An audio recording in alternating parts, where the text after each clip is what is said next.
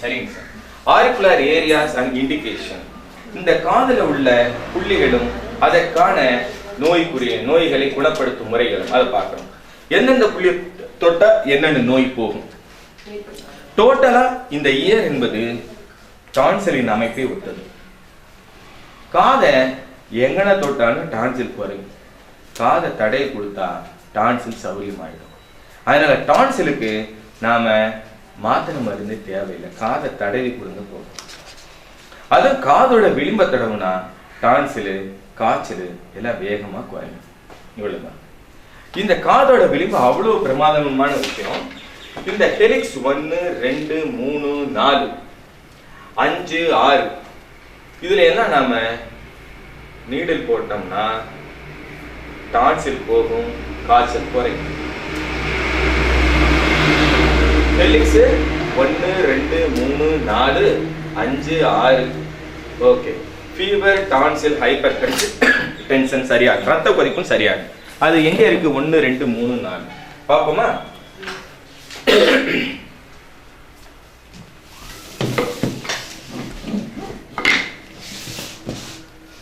நீங்க இந்த டான்சில பாத்தீங்கன்னா the helix 1 2 3 4 5 6 சரியா?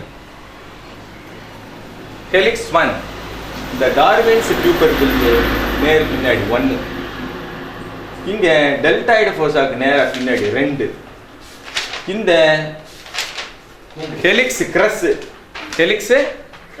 இதுக்கு நேர 3, அதே மாதிரி இங்க ஆன்டிட்ராகஸ் இதுக்கு நேர 4, இந்த இயர் லோப்ல இந்த இடம் 5, கீழே இங்க வந்துட்டா 6. மொத்தம் ஹெலிக்ஸ் 1 ஹெலிக்ஸ் 2 பக்கத்துல போட்டாலும் அதாவது இது ஏரியா டோட்டல் ஏரியா. பட் நம்ம ஒரு புள்ளி வச்சுக்காம இது புள்ளி என்று நினைக்க மாட்டோம், இது ஒரு டோட்டல் ஏரியா. இதுல இருந்து இது வரை 1 2 3 4 5 6 ஓகே. அப்ப ஒன்றும் குழப்பம் இல்லை. புள்ளின்னு வச்சுக்கும்போது நாம ஓரளவுக்கு அந்த இடத்த விட்டு மாத்திர மாட்டோம், இல்லைன்னா எங்கேயாவது போட்டுட்டு அப்படியே போயிடும். அதுக்காக ஸோ இந்த 1 2 3 4 5 6 இந்த 1 என்கின்ற இந்த புள்ளியில நம்ம நீடில் போடும்போது என்ன ஆகும்? 2 3 4 இதெல்லாம் போடும்போது ஃபீவர் காய்ச்சல் போயிடுது, டான்சிலைட்டிஸ் டான்சில் கோளத்தின் வீக்கம் சரியாகுது, ஹைப்பர் டென்ஷன் ரத்த கொதிப்பு குறையுது. அதாவது நீங்க இந்த காதை பார்த்தீங்கன்னா இது எதை சொல்லுது அப்படின்னா,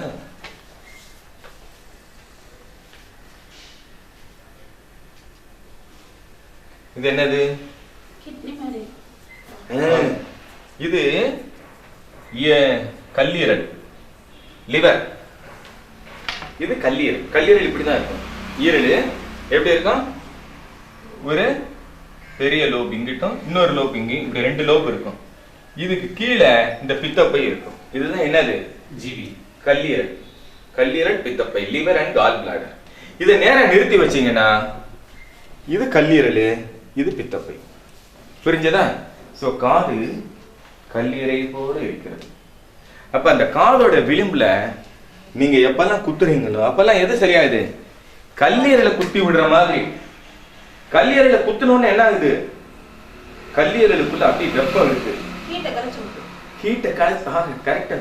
கிளச்சி விட்டுறது. டப்புன்னு ஒரு சூடா இருக்கிற இதுல அப்படி குத்தி விட்டா உள்ள இருந்து புஷ்குன்னு அந்த புகை வெளியே வரும்ல, அது மாதிரி இங்க காதுல அப்படி குத்துன உடனே கல்லீரல் இருக்குல்ல, கல்லீரல்ல இருந்து என்னது? வெப்பம் வெளியேறுகிறது, காற்று வெளியேறுகிறது. வெப்பமும் காத்தும்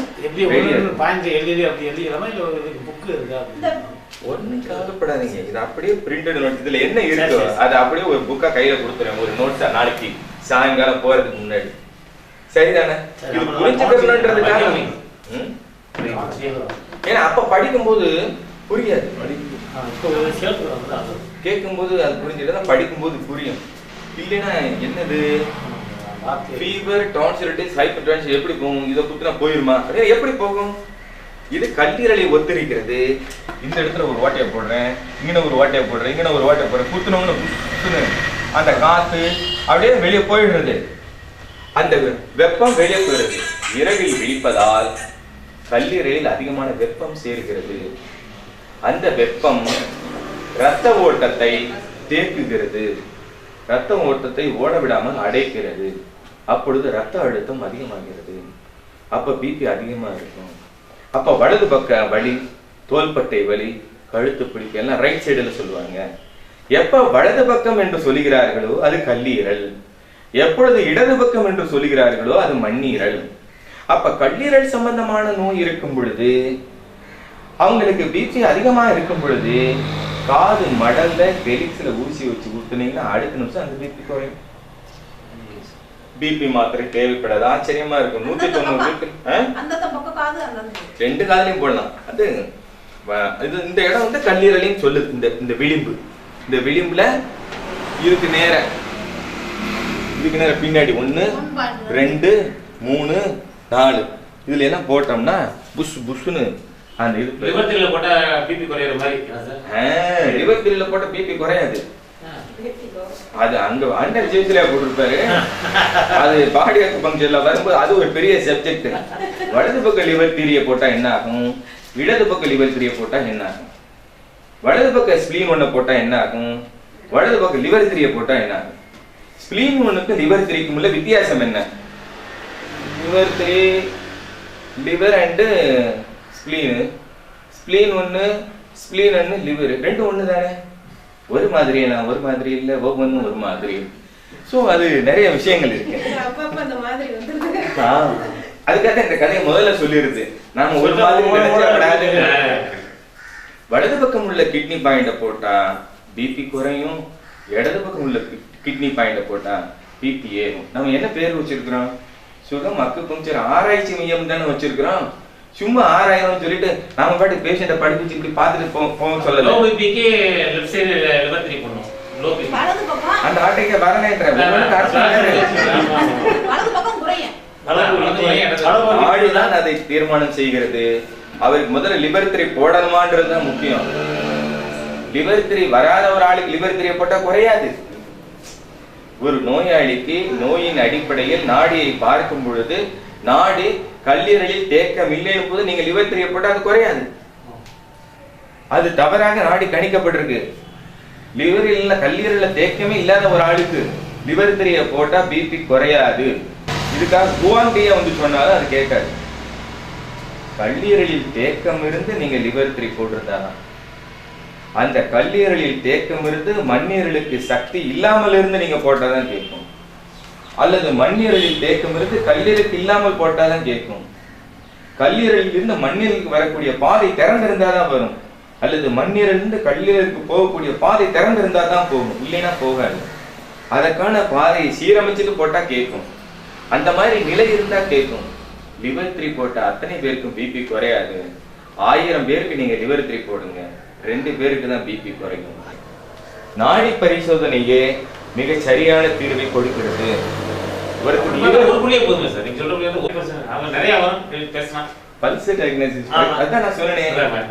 கழிவுகளை வெளியேற்றுதல், கழிவுகளை வெளியேற்றின பின்னாடி தானே, கடனை அடைச்ச பின்னாடி தானே சொத்து என்னன்னு தெரியும்.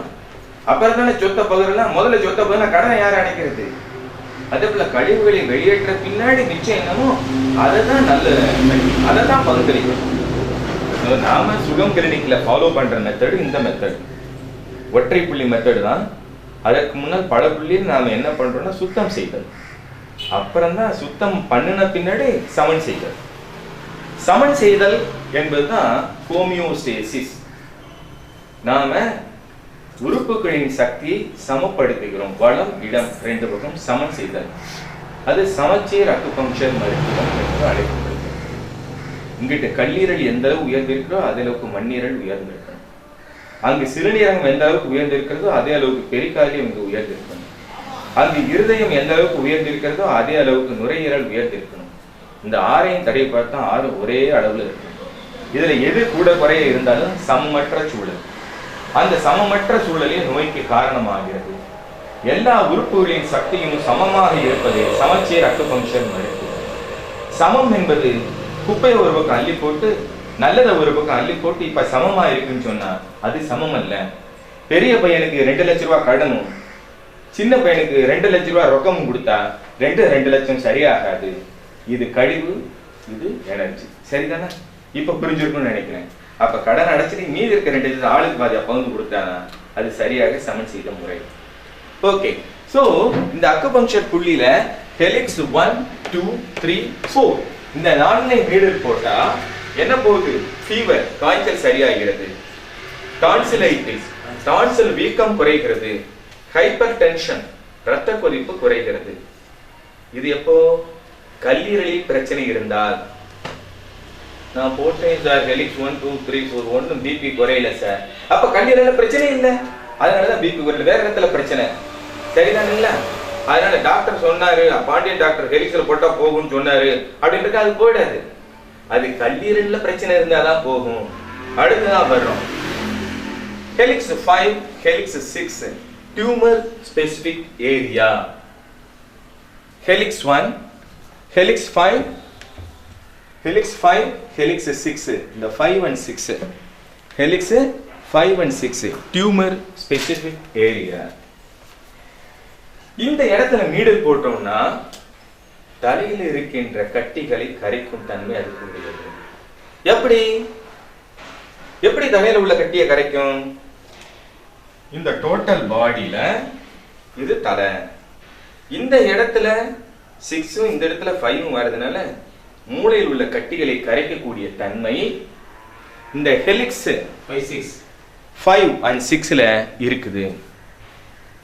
இந்த ஹெலிக்ஸ் 1ல இந்த இடத்துல நம்ம நீடல் போட்டோம்னா கருப்பையில் இருக்கின்ற கட்டிகளை, மலவாயில் இருக்கின்ற கட்டிகளை, வயிற்றில் இருக்கும் கட்டிகளை கரைக்கும் தன்மை அதுக்கு இருக்கும். இங்க ஹெலிக்ஸ் 1 கிட்ட இந்த இடம் டார்வின்ஸ் டியூபர் கிட்ட இந்த ஏரியால போட்டோம்னா இது ஏன்? இது பிட்டம். என்னது? இது பிட்டம், இது தலை. இந்த ஹெலிக்ஸ் 5 6 தலையில் உள்ள கட்டிகளை கரைக்கும். இந்த இடத்துல போடும்போது இது இந்த டார்வின்ஸ் டியூபர் இந்த இடத்துல போடும்போது இதுக்கு நேரம் என்னது? பிட்டம், கருப்பை அந்த மாதிரி இருக்கிற கட்டிகளை குறைக்கும். எப்ப குறைக்கும்? எப்படி குறைக்கும்? டக்குன்னு ஒரு கத்திரிக்கோலை எடுத்துட்டு போய் அப்படியே கட் பண்ணி குறைக்கும் அப்படின்னு நினைச்சிடக்கூடாது. இயற்கையின் நலமாகும் விதி என்ன சொல்கிறது? ஒரு கட்டி எப்படி கரையும்? தேங்காய் இருக்கு, அந்த தேங்காய் கெட்டியா இருக்கிற தேங்காய் எப்படி தண்ணியா மாறும்? அழுகி போச்சுன்னா தண்ணியா இருக்கும். அழுகி போச்சுன்னா தண்ணியா இருக்கும். ஒரு தண்ணி எப்படி கட்டியா மாறும்? தேங்காய் இருக்க இளநீ முட்டை விட்டா தேங்காயா மாறிடும். ஒரு தேங்காய் நீர், தேநீர், தேங்காய் நீர், இளநீர் அது அப்படியே தேங்க விட்டா அது தேங்காய். அந்த தேங்காய அழுக விட்டா அவ்வளவுதான் முடிஞ்சு. சோ ஒரு கட்டி கரையிறதும் ஒரு கட்டி உருவாகுறதும், முதல்ல கட்டி எப்படி உருவாகும்? தண்ணியா தேங்கி நிற்கும், அது சிஸ்டம்னு சொல்றோம். அதுக்கப்புறம் என்ன ஆகும்? அது பாலிப்ஸா மாறும். கொஞ்சம் கெட்டியான நீரோட கொஞ்சம் மென்மையான சதையோட வரும் பாலிப்ஸ். அதுக்கப்புறம் முத்துன தேங்காய் ஆயிடுது, அது டியூமர். என்ன டியூமர்? Fibroid tumour. நார்கட்டி, நீர்க்கட்டி தசை கட்டியாக மாறி தசை கட்டி நார்கட்டியா மாறுது. அந்த நார்கட்டியில மேற்கொண்டு ரசாயன நச்சு சேர்ந்த என்ன இருக்கும்? நச்சு கட்டியா மாறும், அதாவது கேன்சர். ஸோ காரணம், நோய்க்கான காரணம் என்ன? நீர்க்கட்டி நார்கட்டியாகவும் நச்சு கட்டியாகவும் நன்மரவை கட்டி நச்சு மரவை கட்டியாகவும் மாறுறதுக்கு காரணம் தேக்கம். எதன் தேக்கம்? ரத்த ஓட்ட தேக்கம். அப்ப ரத்த ஓட்டம் ஏன் தேங்குது? காந்த ஓட்ட தேக்கத்தினால். அப்ப காந்த ஓட்டம் தேங்கி ரத்த ஓட்டம் தேங்கி எப்ப நீர்க்கட்டி உருவாகுதோ அப்பயே அந்த தேக்கத்தை சரி பண்ணியிருந்தா நீர்க்கட்டி உருவாயிருக்காது, நீர்க்கட்டி கரைஞ்சிருக்கும். அப்ப சதை கட்டி உருவாயிருக்காது, அதுக்கப்புறம் நார்கட்டி உருவாயிருக்காது, அப்புறம் நச்சு கட்டி உருவாயிருக்காது. அப்ப வைத்தியமா எப்ப பண்ணிருக்கணும்? நீர்க்கட்டியா இருக்கும்போது பண்ணணும். நார்கட்டியா இருக்கும்போது அது பண்ணா என்னைக்கு கரையிறது? ஆரம்பத்துல விட்டுட்டோம், தும்ப விட்டு வாழை பிடிக்க கூடாது. அப்ப முத்தி போச்சுன்னா அக்கு ஆபரேஷன் பண்ணியாகணும். அந்த சமயத்துல போயிட்டு நான் அக்குபங்க்சர் தான் பார்ப்பேன் அப்படின்னு சொல்றது தப்பு. புரிஞ்சுங்களா? அப்ப அறுவை சிகிச்சை அவசியம். முத்தி போச்சு, இவங்க ஆரம்ப நிலையிலிருந்து அக்குபஞ்சரை பார்த்திருந்தா இந்த நீர்க்கட்டி நிலையிலே சரியா இருக்கும். முத்தின பின்னாடி நம்ம கை மீறி போயிடுது. இயற்கையின் முறையை தாண்டிய பின்னர் செயற்கைக்கு தான் போகணும். சரிதானுங்களா? இவ்வளவுதான் விஷயம். அப்ப ஏன் உங்களுடைய வைத்தியத்துல கரையலேன்னு கேட்கும் போது விஷயம் இதுதான். அப்ப அதை எடுத்துக்க கூடாது. ஒரு நோயாளியை எப்பொழுது நாம சிகிச்சைக்காக எடுத்துக்கொள்ளலாம், எப்பொழுது அந்த நோயாளியை சிகிச்சைக்காக எடுத்துக்கொள்ளக்கூடாது, நம்முடைய வரம்பு என்ன என்பதை ஒவ்வொரு மருத்துவரும் தெரிந்து கொள்வது அவசியம். என் வரம்புக்கு மீறிய செயலை நான் செய்யக்கூடாது. வர்ற பேஷண்ட் எனக்கு ஊசியை போடு, ஒரு பி காம்ப்ளெக்ஸ் போடுன்னா அது என் வரம்புக்குரியதில்லை. நான் ஒரு அக்குபஞ்சர் மருத்துவர், அதுக்கு எனக்கு தகுதி கிடையாது, சாரி போயிட்டு வாங்கன்னு சொல்லிடுவோம். அந்த நேர்மை இருந்தா பிரச்சனை இல்லை, சட்ட விதிமீறல் இல்லை. சரிதானே? சரியா? சோ அடுத்த நம்ம பார்க்க போறோம் ஹெலிக்ஸ் 7. ஹெலிக்ஸினுடைய 7வது புள்ளி டயப்ரம், உதரவிதானம். டயப்ரம், உதரவிதானம். இந்த டயப்ரம் எங்க இருக்கு? உதரவிதானம் இந்த காதை பாத்தீங்கன்னா, இந்த காதுல இந்த இடத்துல லைட்டா ஒரு அமுக்கின மாதிரி இருக்கும். நீங்க பாட்டுக்கு சொல்லிட்டு போறீங்க சார், கொஞ்சம் காமிங்க சார். இந்த காதுல 0 பாயிண்ட்னு ஒரு பாயிண்ட் இருக்கு. நடுவுல இருக்கு. 0 பாயிண்ட் நடுவுல இருக்கு. கரெக்ட். 0 பாயிண்ட். முதல்ல 0 பாயிண்ட் தெரிஞ்சுக்கிறது அவசியம். இந்த காதுல இந்த இடம் 0 பாயிண்ட். இந்த இடம் என்னது? இதுதான் 0 பாயிண்ட். தெரியுதா? நீங்க பாட்டுக்கு இதான் 0ன்னு அடுத்துறீங்க, அங்க ஒன்னத்தையுமே காணோம். அது ஹெலிக்ஸ்ல சேர்ந்து வரும். ஆமா, காதை அப்படி வச்சுங்க. அப்படி வச்சுங்க. 0 பாயிண்ட். நீங்க பாட்டுங்க. அப்ப இந்த காதுல இது 0 பாயிண்ட். அந்த இடத்துல அமுக்குனாப்ல இருக்கும். நீளம் அப்படி வாழ மாதிரி வருதுன்னா அந்த இடத்துல ஒரு பள்ளம் இருக்கும். ஒவ்வொரு காதையும் இப்படி இப்படி இந்த அப்படியே இருக்குங்க. இந்த காதுல இந்த இடம் 0 பாயிண்ட். இப்படி இருக்கு, இப்படி இருக்கட்டும். இந்த காதுல இந்த இடம் 0 பாயிண்ட். இந்த காதுல 0 பாயிண்ட். அப்படி இருங்க. இந்த இடம் 0 பாயிண்ட். அந்த காமிச்சு 0 பாயிண்ட் என்பது இந்த இடம். இந்த இடம் தான் என்னது? 0 பாயிண்ட். இந்த இடம் தான் என்னது? இங்க நெக்குள்ள அப்படி நல்லா அப்படி கொடக்கட்டை பிடிச்சி நடுவில் அப்படி கையை வச்சு அப்படி அமுக்கின ஒரு பள்ளம் விடுதுல, அது மாதிரி ஒரு பள்ளம் அங்க இருக்கும். இருக்குதா? அந்த நீட்டமா வருது, ஆனா இந்த இடத்துல அப்படி அமுக்கின மாதிரி இருக்கும், லேசா இருக்குதா? அந்த இடம் தான் 0 பாயிண்ட். அந்த 0 பாயிண்ட மிடில் இயர் அப்படின்னு சொல்றோம். 0 point.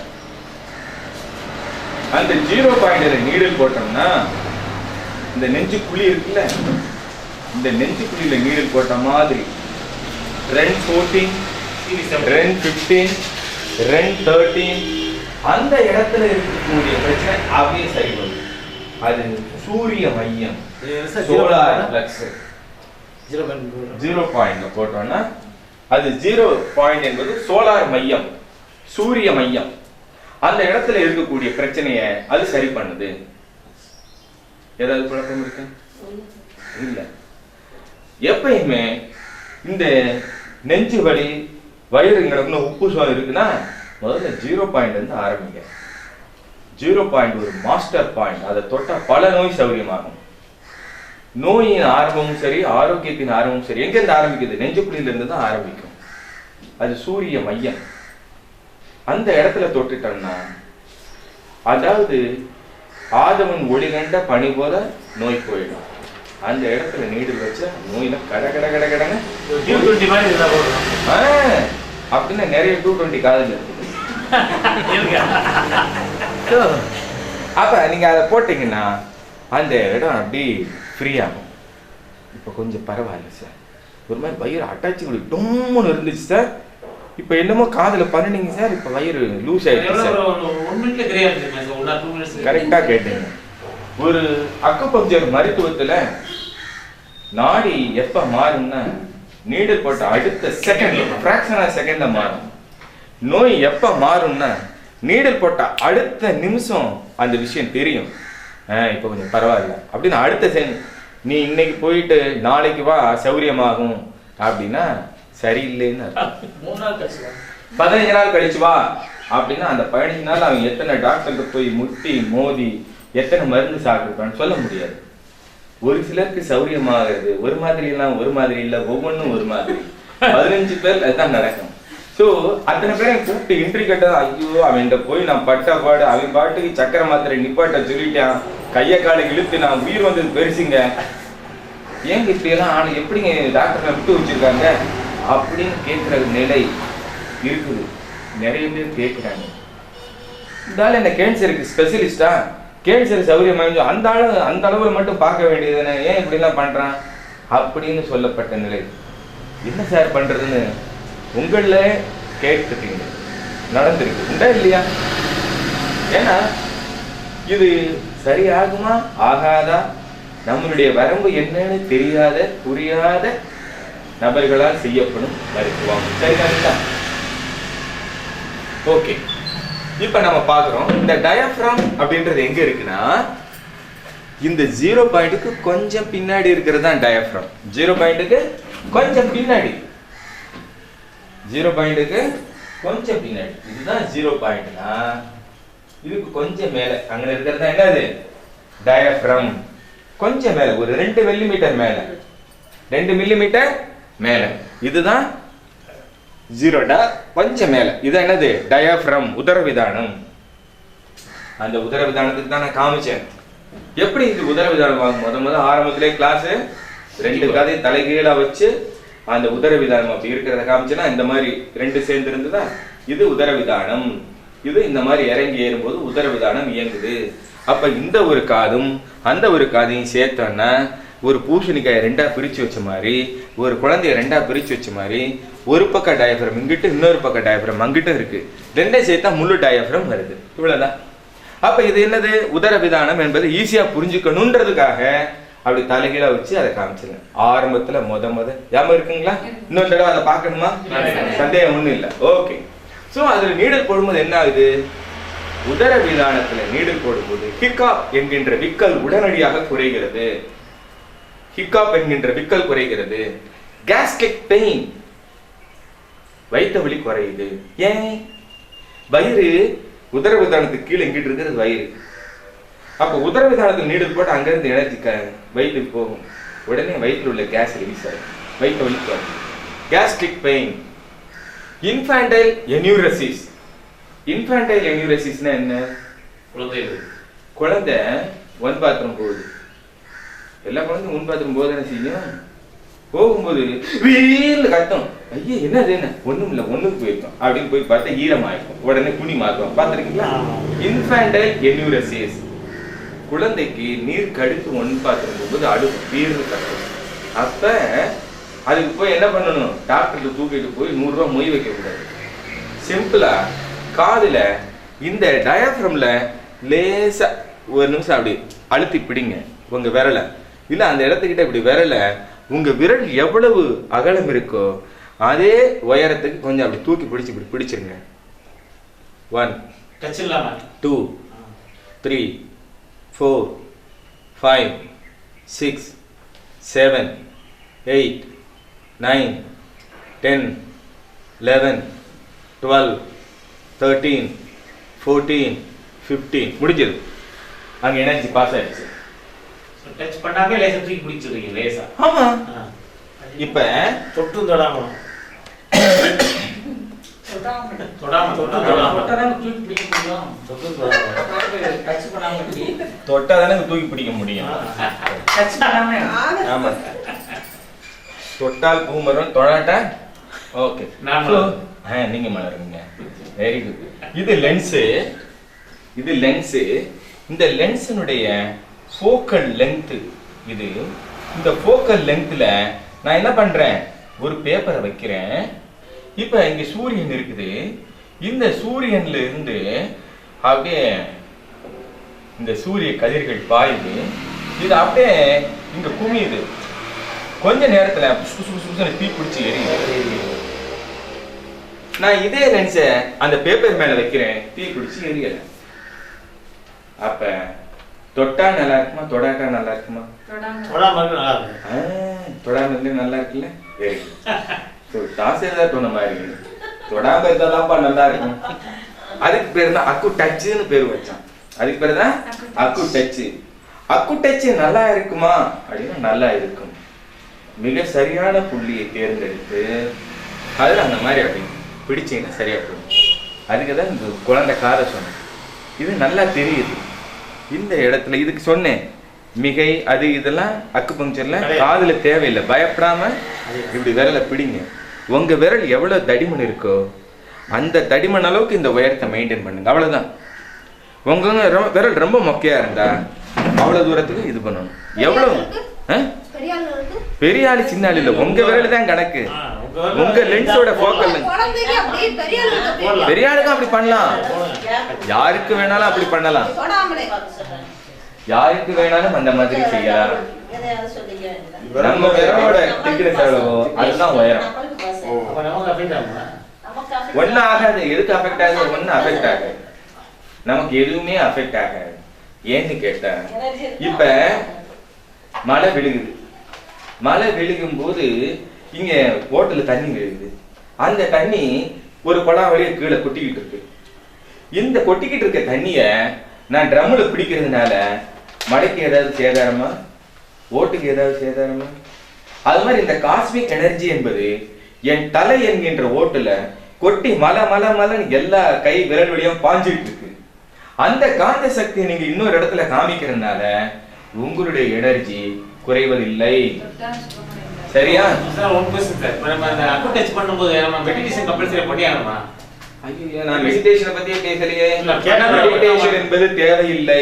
Right okay thank you sir. அதாவது மலை என்பது நீங்க நல்ல மனுஷனோ கெட்ட மனுஷனோ நீங்க மனுஷனோ இல்ல வேற எதுவோ எதாக இருந்தாலும் மாடு மனுஷன் ஆடு செடி கொடி எல்லாத்துக்கும் பொதுவாக மழை பெய்வதை போல நீங்க மெடிடேஷன் செய்பவராக இருந்தாலும் செய்யாதவராக இருந்தாலும் யாராக இருந்தாலும் உச்சந்தலை வழியாக சக்தி பாய்ந்து கொண்டிருக்கிறது.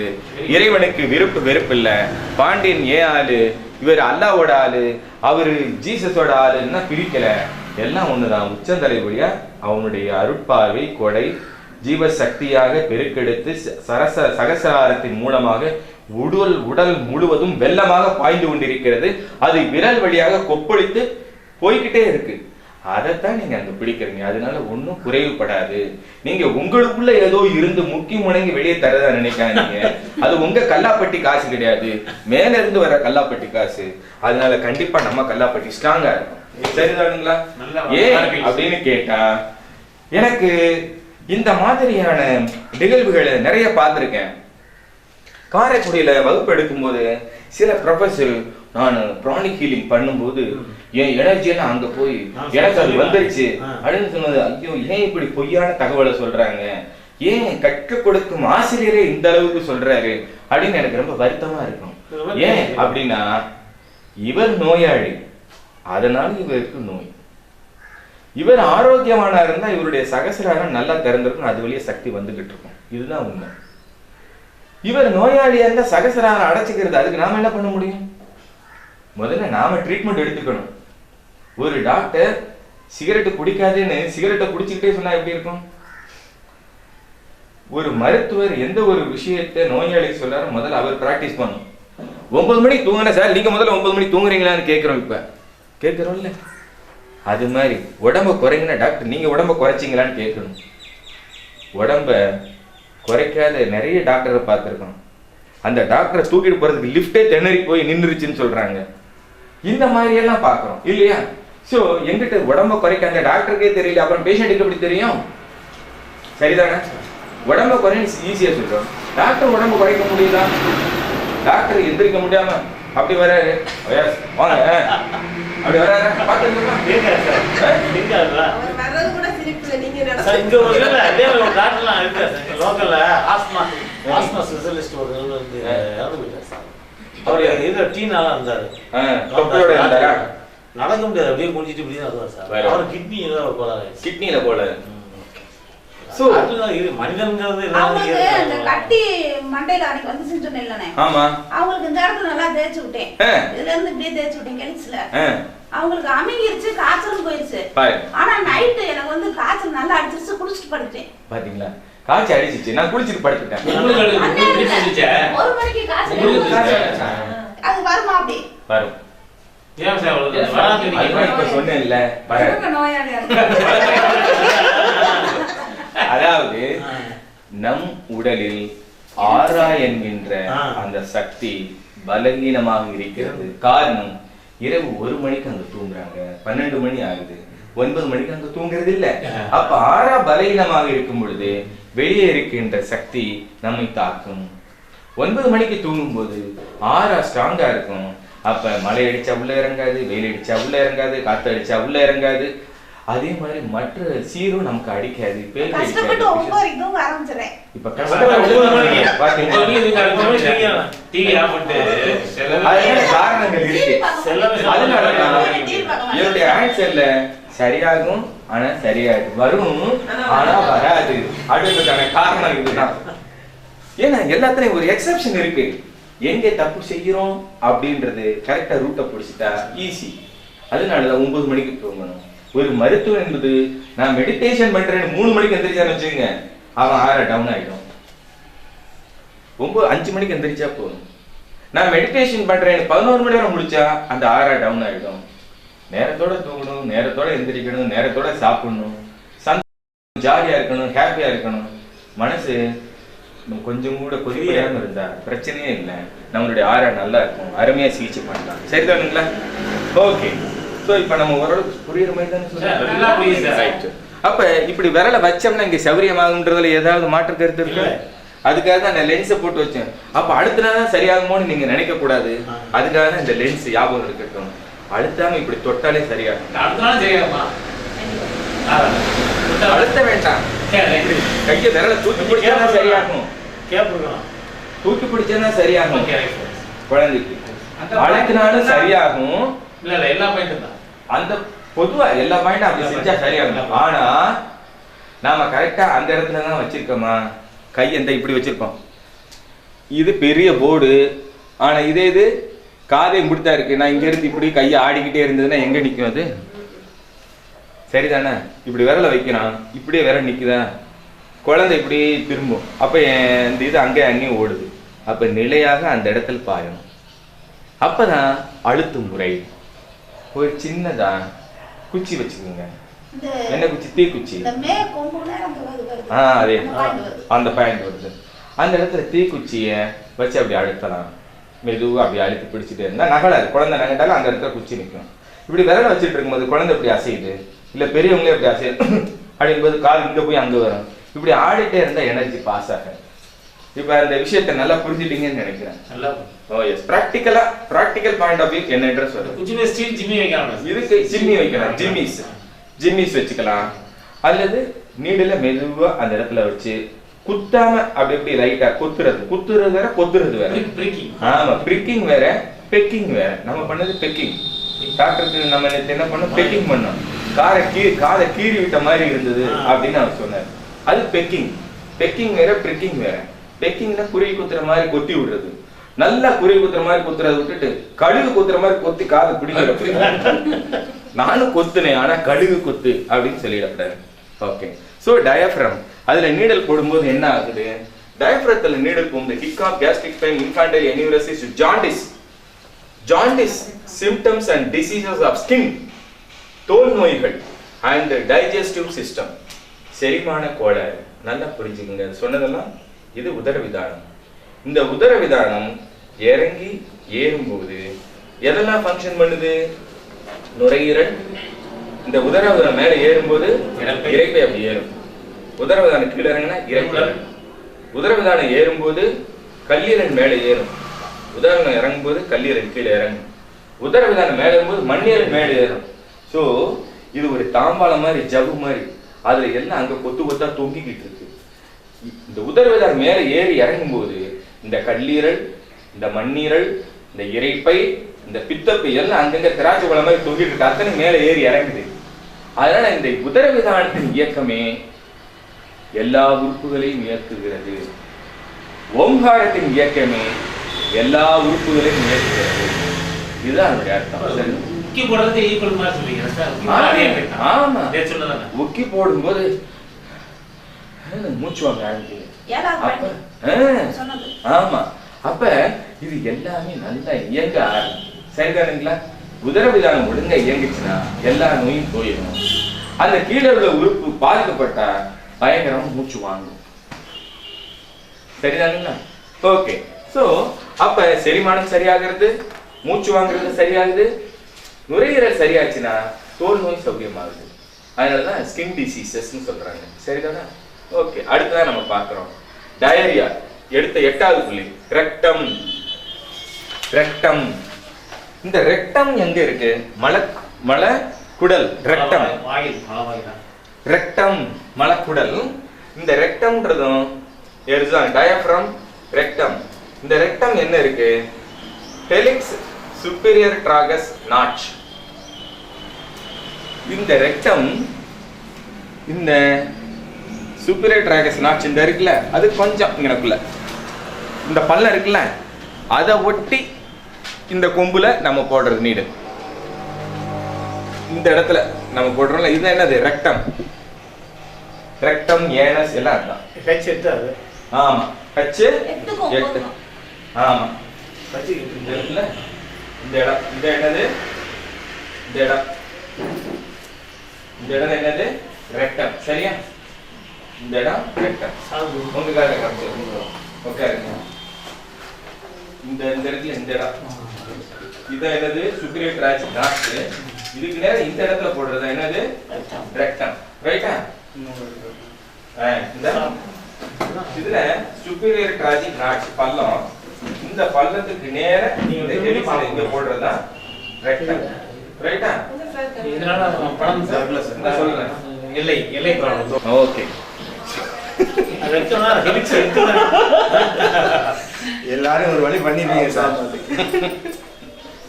சோ இந்த ரெக்டத்துல நாம போடும்போது என்ன ஆகுது? மலவாய், மலக்குடல் இதுல நம்ம போடும்போது டயரியா வயிற்றுப்போக்கு, கான்ஸ்டிபேஷன் மலச்சிக்கல், ப்ரொலாப்ஸ் ஆஃப் ரெக்டம் மலவாய் மலக்குடல் பிதுக்கம். டூ பாத்ரூம் போகும்போது ஒரு மோதிராப்பளம் மாதிரி மலக்குடல் அப்படியே வெளியே பிதுங்கிட்டு அப்புறம் உள்ள போகும். மோதிராப்பளம் இல்ல, மோதிராப்பளம் பார்த்துருக்கோம்ல, அந்த மோதிராப்பளம் மாதிரியே மலக்குடல் அப்படி டக்குன்னு வெளியே வந்துட்டு அப்புறம் தள்ளி விட்டா உள்ள போயிடும். அந்த குடலே வெளியே வரும். அது ரெக்டல் ப்ரொலாப்ஸ் பேரு. ரெக்டல் ப்ரொலாப்ஸ் பேரு. சரிதானே? மலக்குடல் பிதுக்கம். எக்ஸ்டர்னல் ஹெமராய்ட்ஸ் வெளி மூலம். டெனஸ்மஸ் கடுப்பு. என்ன கடுப்பு?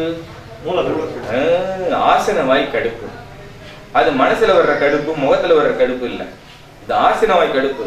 உட்கார முடியாம அப்படியே சார் எப்ப சார் கிளாஸ் விடும், ரொம்ப நேரமா இன்னைக்கு உட்கார முடியல சார். ஆசனவாய் கடுப்பு. ஆசனவாய் கடுப்புக்கு ஆசனவாயில 2 and 2 இதனுடைய 1வது புள்ளியை போடலாம். இல்ல அங்கெல்லாம் வேண்டாம் அப்படின்னா இந்த இடத்துல போடலாம். இதுல போட்டோம்னா என்ன ஆகும்? அந்த மலவாய் கடுப்பு சரியாயிடும். ஹெலிக்ஸ் 8 தானே வரும். ஹெலிக்ஸ் 8 தான். ஆமா. அதுக்கு நீடில் டச் பண்ணலாமா சார்? நல்லா போடலாம். அப்படி பண்ணலாம். வயஸ் நீடில் போடலாம். நீடில்னா இப்ப நீடில் போடுறதுனா குழந்தைன்றதுனால பயப்படாம, அது இன்ஃபான்டைல் என்யூரசிஸ்னு வந்ததுனால குழந்தைக்கு எப்படி சார் நீடில் போடுவோம் அப்படின்னு கேட்கறதுக்கு முன்னாடி அக்கு டச் அப் பத்தி 4 வயசு பொண்ணு இந்த யூரின் எரிச்சல் அப்படின்னு சொல்லிட்டு அவங்க அம்மா சொல்றாங்க. அது மாதிரி டச் பண்ண சரியா இருந்துச்சு. அழகா டச் பண்ணலாம். ஆனா அது ரெக்டத்துல பண்ணக்கூடாது. Urethra point. நீர் போகும்போது நான் கடுப்பு சொன்னீங்க. நீர் போகும்போது கடுக்கிறதுக்கு இன்னொரு பாயிண்ட் வருது. ஒவ்வொன்றுக்கும் வேற வேற பாயிண்ட் இருக்கு. ஓகே. அடுத்தது இப்ப நீங்க கேட்டீங்கல்ல நீர் போற இடத்துல கடுக்கிறதுக்கு, அது இந்த இடம். இத பாருங்க, கிளிமூக்கு மாதிரி இருக்கா? இது என்னது? சிம்பா கோஞ்சா, கூம்பு பள்ளம். இந்த கூம்பு பள்ளம் இப்படி கூம்பு அப்படி இருக்குல்ல, இந்த கூம்புக்கு நேர வெளியே இருக்கிறதா என்னது? ஒன் பாத்திரம். சர்ருன்னு பீச்சு அடிக்கிற மாதிரி இருக்குல்ல இந்த இடம். அந்த இடத்துல நீடில் போட்டோம்னா நீர்த்தாரை. அதான் என்னது? நீர்த்தாரை. சோ அது என்ன சொல்லுது? ஹெலிக்ஸ் 9. அதுக்கு பேர் என்ன? ஹெலிக்ஸ் 9. 9வது புள்ளி யுரித்ரா, நீர் புறவழி. நீர் புறவழி யுரித்ரா. சிறுநீர் புறவழி பாதையில சதை அடைச்சுக்கிட்டு இருக்கு, ஜவ்வு அடைச்சுக்கிட்டு இருக்கு, நீர் கடுக்குது. ஒண்ணுக்கு போறதுக்கு முன்னாடி கடுக்குது, போகும்போது கடுக்குது, போய் முடிச்ச பிறகு கடுக்குது. எப்படி கடுத்தாலும் ஒரே புள்ளிதான். இந்த யுரித்ரால நாம இந்த இடத்துல ஊசியை வச்சு நாம குத்துனோம்னா அந்த கடுப்பு குறையும். இதுதான் என்னது, ஒன் பாத்ரூம் போற பாதையினுடைய வெளிப்பகுதி. இந்த இடத்துல குத்தணும். சரிதானுங்களா? இது நீர் புறவழி, யுரித்ரா. மனசிலாச்சுல? படம் பெருசா இருக்கு, காதுல பார்க்கணுன்றதுல இதுலயே நல்லா புரியும். சரிதானுங்களா? காதுல காமிக்கனால காமிச்சிடறேன், ஒன்றும் தப்பு இல்லை. நிறைய காமிச்சிருங்க. இப்ப பாருங்க, இது என்னது, இது கூம்பு பள்ளமா? இந்த கூம்பு பள்ளத்துல இந்த இருக்குல்ல, இதுக்கு நேர இந்த இடம், ரைட்? சரியா? இந்த கூம்புல இப்படி வைங்க, இது முனை. இந்த முனைக்கு நேரம் இங்கே வச்சா அதுதான் என்னது, யுரித்ரா. ரைட்டா? ஓகே, இந்த திரும்ப காமிச்சிடலாம். ஆமா, அப்படியே இருங்க. இப்ப இது கூம்பு பள்ளம். இந்த கூம்பு பள்ளத்துக்கு நேரம் இங்க போட்டோம்னா தான் என்னது, யுரித்ரா. ரைட்டா? இது கூம்பு பள்ளம். இது கூம்பு முடிகிற இடத்துல இங்க. ரைட்டா? ஓகே, இப்ப அங்க காமிப்போம். ஓகே, இது என்னது, இது கூம்பு பள்ளம். ரைட்டா? இது கூம்பு பள்ளம். இந்த கூம்பு முடிகிற இடத்துல இங்க. சரியா? எங்க போடணும், ஹெலிக்ஸ்ல போடணும். இங்க போடக்கூடாது, ஹெலிக்ஸ். இதுதான். சரியா? ஒண்ணு குழப்பம் இல்லையா? இல்ல சார். ஓ எஸ், ரைட். ஓகே, இந்த யுரித்ரால நாம நீடல் போடும்போது சிறுநீர் கடுப்பு சரியாது. எனியூரசிஸ், நீர் கடுப்பு, frequent, urgent and painful urination. frequent, அடிக்கடி நீர் கழிப்பு. urgent, அவசரமான நீர் கழிப்பு. painful, வலியோடு கூடிய நீர் கழிப்பு. குழந்தை விளையாடிட்டே இருக்கு, அடிக்கடி சிறுநீர் கழிக்கிறது. ஆமா, குழந்தை விளையாடிட்டே இருக்கும், விளையாண்டு இருக்கும், திடுத்திடுன்னு அம்மா நான் ஒண்ணு போறேன், அம்மா நான் ஒண்ணு போறேன். பார்த்துருக்கீங்களா? சொல்லாம போனா என்ன அவசரம், அது யார்கிட்ட தான் சொல்லும். ஏன்னா போகும்போது இடவழியில போனாலும் போயிடும். அப்புறம் ஏன்ட்டு முதல்ல போய் அடிச்சிடாத, நான் போறேன் இடையில போயிட்டு அடிச்சிடாதேன்றதுக்கான அப்ளிகேஷன் அது. Urgent urination. இன்கான்டினன்ஸ், என்னால அடக்க முடியல, சிறுநீரை என்னால அடக்க முடியாம ஓடிக்கிட்டு இருக்கேன், இப்பதான் எனக்கு உணர்வு வந்துச்சு. இதுக்கு முன்னாடி கொஞ்ச நேரத்துக்கு முன்னாடி அந்த உணர்வு வந்திருந்தா அந்த குழந்தை சொல்லாம போயிருக்கும். இப்ப அவசரம், அதால அது தாக்கு பிடிக்க முடியல, அதுக்கு இப்பதான் ஒன்றாக போன்ற உணர்வே வருது. வந்த அடுத்த நிமிஷம் அதால தாங்க முடியல. இது ஒரு வகையான டிசீஸ். அதுக்கு பிள்ளையை இழுத்து போட்டு 4 சப்பு முதுகுல அடிக்கிறது. அது புரியாமை. அப்ப ஒரு நோயாளிக்கு கோபம் இருக்குன்னா என்ன இருக்கும், அவருக்கு கல்லீரல் பலவீனம். அவரை திரும்ப நாம எடுத்து கடிச்சோம்னா என்ன இருக்கும், நமக்கும் கல்லீரல் பலவீனம். அப்போ ஒரு நாளைக்கு கோபம் வரும்போது அப்போ ஏதோ நோய் இருக்கு, உடம்புக்கு முடியல, அப்ப என்னன்னு கவனிக்கணும், அதுக்கு ட்ரீட்மெண்ட் கொடுக்கணும். அதை விட்டு நாம எதிர் ஸ்டாக் இன்னும் கொஞ்சம் கொடுத்தோம்னா அது இன்னும் திரும்ப கடிக்கும். புரிஞ்சுச்சு? எங்கேயும் சொல்ற மாதிரி வீட்டு நிலையெல்லாம் ஒண்ணு இல்லை. So, enuresis, frequent, urgent and painful urination, retention of urine. Retention of urine, நீர் அடக்கம். ஒன் பாத்ரூமே போகணும் சார், காய்ச்சல் பயங்கரமா இருக்கு சார், ஒன் பாத்ரூமே போகல சார், உடம்புல வேர்க்கவே இல்லை சார், அகோனிட்டம் நேப்பல்லஸ். அகோனிட்டம் நேப்பல்லஸ் பயமா இருக்கு சார், என்னன்னே தெரியல சார், எத்தனை நாளா சார் போல, இன்னைக்கு தான் சார், திடீர்னு ஒன் பாத்ரூமே பயமா இருக்கு சார். பேந்த பக்கான்னு முடிக்கக்கூடிய பயம், பீதி, திகில் கண்களில் இருக்குதுன்னா மருந்து அகோனிட்டம் நேப்பல்லஸ். உடம்புல வேர்க்காது, ஒன் பாத்ரூம் போகாது, காய்ச்சல் தூக்கி அடிக்கும், ஒரே பயம், கண்ணில் பார்க்குறேன் பயமா இருக்கு சார், ஒன் பாத்ரூம் போனா ரத்தமா போகுது சார், இந்த மாதிரி நான் சொல்றது என்ன, அகோனிட்டம் நேப்பல்லஸ். ஒன் பாத்ரூம் போகாதனால பயம் வருது, பயம் அப்படியே போனாலும் 2 சொட்டு ரத்தம் மட்டும் போகுது, காய்ச்சல் வருது. காய்ச்சல் வந்த பிறகு இது போகல, அப்ப அந்த மாதிரி இதுக்கு இதை போட்ட உடனே அப்படியே கேட்கும். அப்ப நீங்க ஹெலிக்ஸ்ல எல்லா பாயிண்டையும் போட்டுட்டு இதையும் போட்டுறணும். ஒன் பாத்ரூம் போகல அவன் சொல்றான், அவன் சொல்லும் போது என்ன சொல்றான், ஒன் பாத்ரூமே போகல சார், ஒரு மாதிரி இருக்கு சார், பயமா இருக்கு சார், பயமா இருக்கு சார், எனக்கு ரொம்ப பயமா இருக்கு அப்படின்னு சொல்லுவான். அப்படியே போற மாதிரி இருந்தா ரத்தமா போகுது சார் அப்படிங்கிறான். அது அகோனிட்டம் நேபல்லஸ். உடனே அக்யூட் டிசீஸ். அருமையா கேட்கும். சரிதானுங்களா? ஓகே. எல்லாத்தையும் போட்டுட்டு இதையும் பண்ணணுமா? இது மட்டும் போட்டாங்க. Helix correct. அவன் காய்ச்சல் என்று சொல்லும்போது கல்லீரலில் வெப்பம் தேக்கம் இருக்கிறது. அப்ப இதையும் போட்டு ஹெலிக்ஸ் எல்லாத்தையும் போடணும். ஆமா, ஹெலிக்ஸ் 1 2 3 போட்டுட்டு அதோட சேர்த்து இதையும் போட்டுட்டு 1 பாத்ரூம் போகலேன்னு சொல்றாங்க. அதனாலதான் ஒன்றுக்கு மேற்பட்ட நீங்கள் உபயோகிக்கலாம்னு நான் சொல்றேன். நல்லது. அடுத்ததா பாக்குறோம் external genitalia. External genitalia. External genitalia இந்த இடம். முக்கோணம் என்பது சிவப்பு முக்கோணம்னா என்ன அர்த்தம்? ஃபேமிலி பிளானிங் அர்த்தம். முக்கோணம்னாலே பிளான் தான். இது என்ன பிளானு? இதுவும் அந்த செக்ஸுவல் சம்பந்தமானதுன்னு அர்த்தம் முக்கோணம். இந்த முக்கோணத்தின் கீழே இங்க இருக்கிறது என்னது? இந்த கீழே இந்த இடத்துல இருக்கிறது ஜெனிட்டாலியா. ஜெனிட்டாலியா எக்ஸ்டர்னல் ஜெனிட்டாலியா வெளியே இருக்கின்ற பிறப்புறுப்பு. ஆணுடைய பிறப்பிறப்புலையோ பெண்ணுடைய பிறப்பிறப்புலையோ பிரச்சனை இருக்குது, அங்கு கொப்பளம் இருக்குது, சீல் கொப்பளம் இருக்குது, புண்ணு இருக்குது அப்படின்னா அங்கு விரைப்புத்தன்மை இல்லை. இந்த மாதிரி பல காரணங்கள் என்ன சொன்னாலும் இந்த இடத்துல நீடில் போட்டீங்கன்னா சரியா போயிடும். அந்த இடத்துல உடனடியாக சக்தி கிடைக்கிறது. அந்த இடம் எங்க இருக்கு?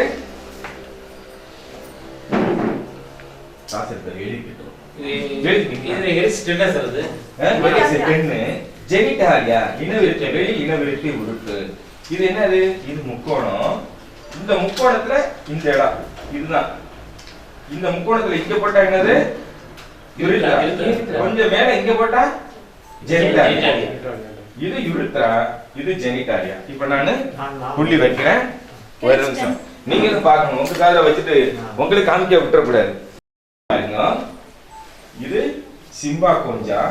சிம்பா கொஞ்சாவுடைய மூக்கு நேர அந்த மூக்குக்கு நேரம் எங்க வச்சா அது என்னது? யுரித்ரா. அதே இது கொஞ்சம் மேல இந்த இடத்துல அந்த முக்கோணத்துடைய இதுக்கு நேரம் எங்க வச்சா அது என்னது? ஜெனிட்டாலியா. புரிஞ்சுட்டா? இது ரெண்டு காலுக்கும் ஒரே மாதிரி தான் புள்ளி இருக்குமா? ரெண்டு காலுக்கும் ஒரே மாதிரி தான் இருக்கும். ஆமா, அதுல மாற்றமே இல்லை.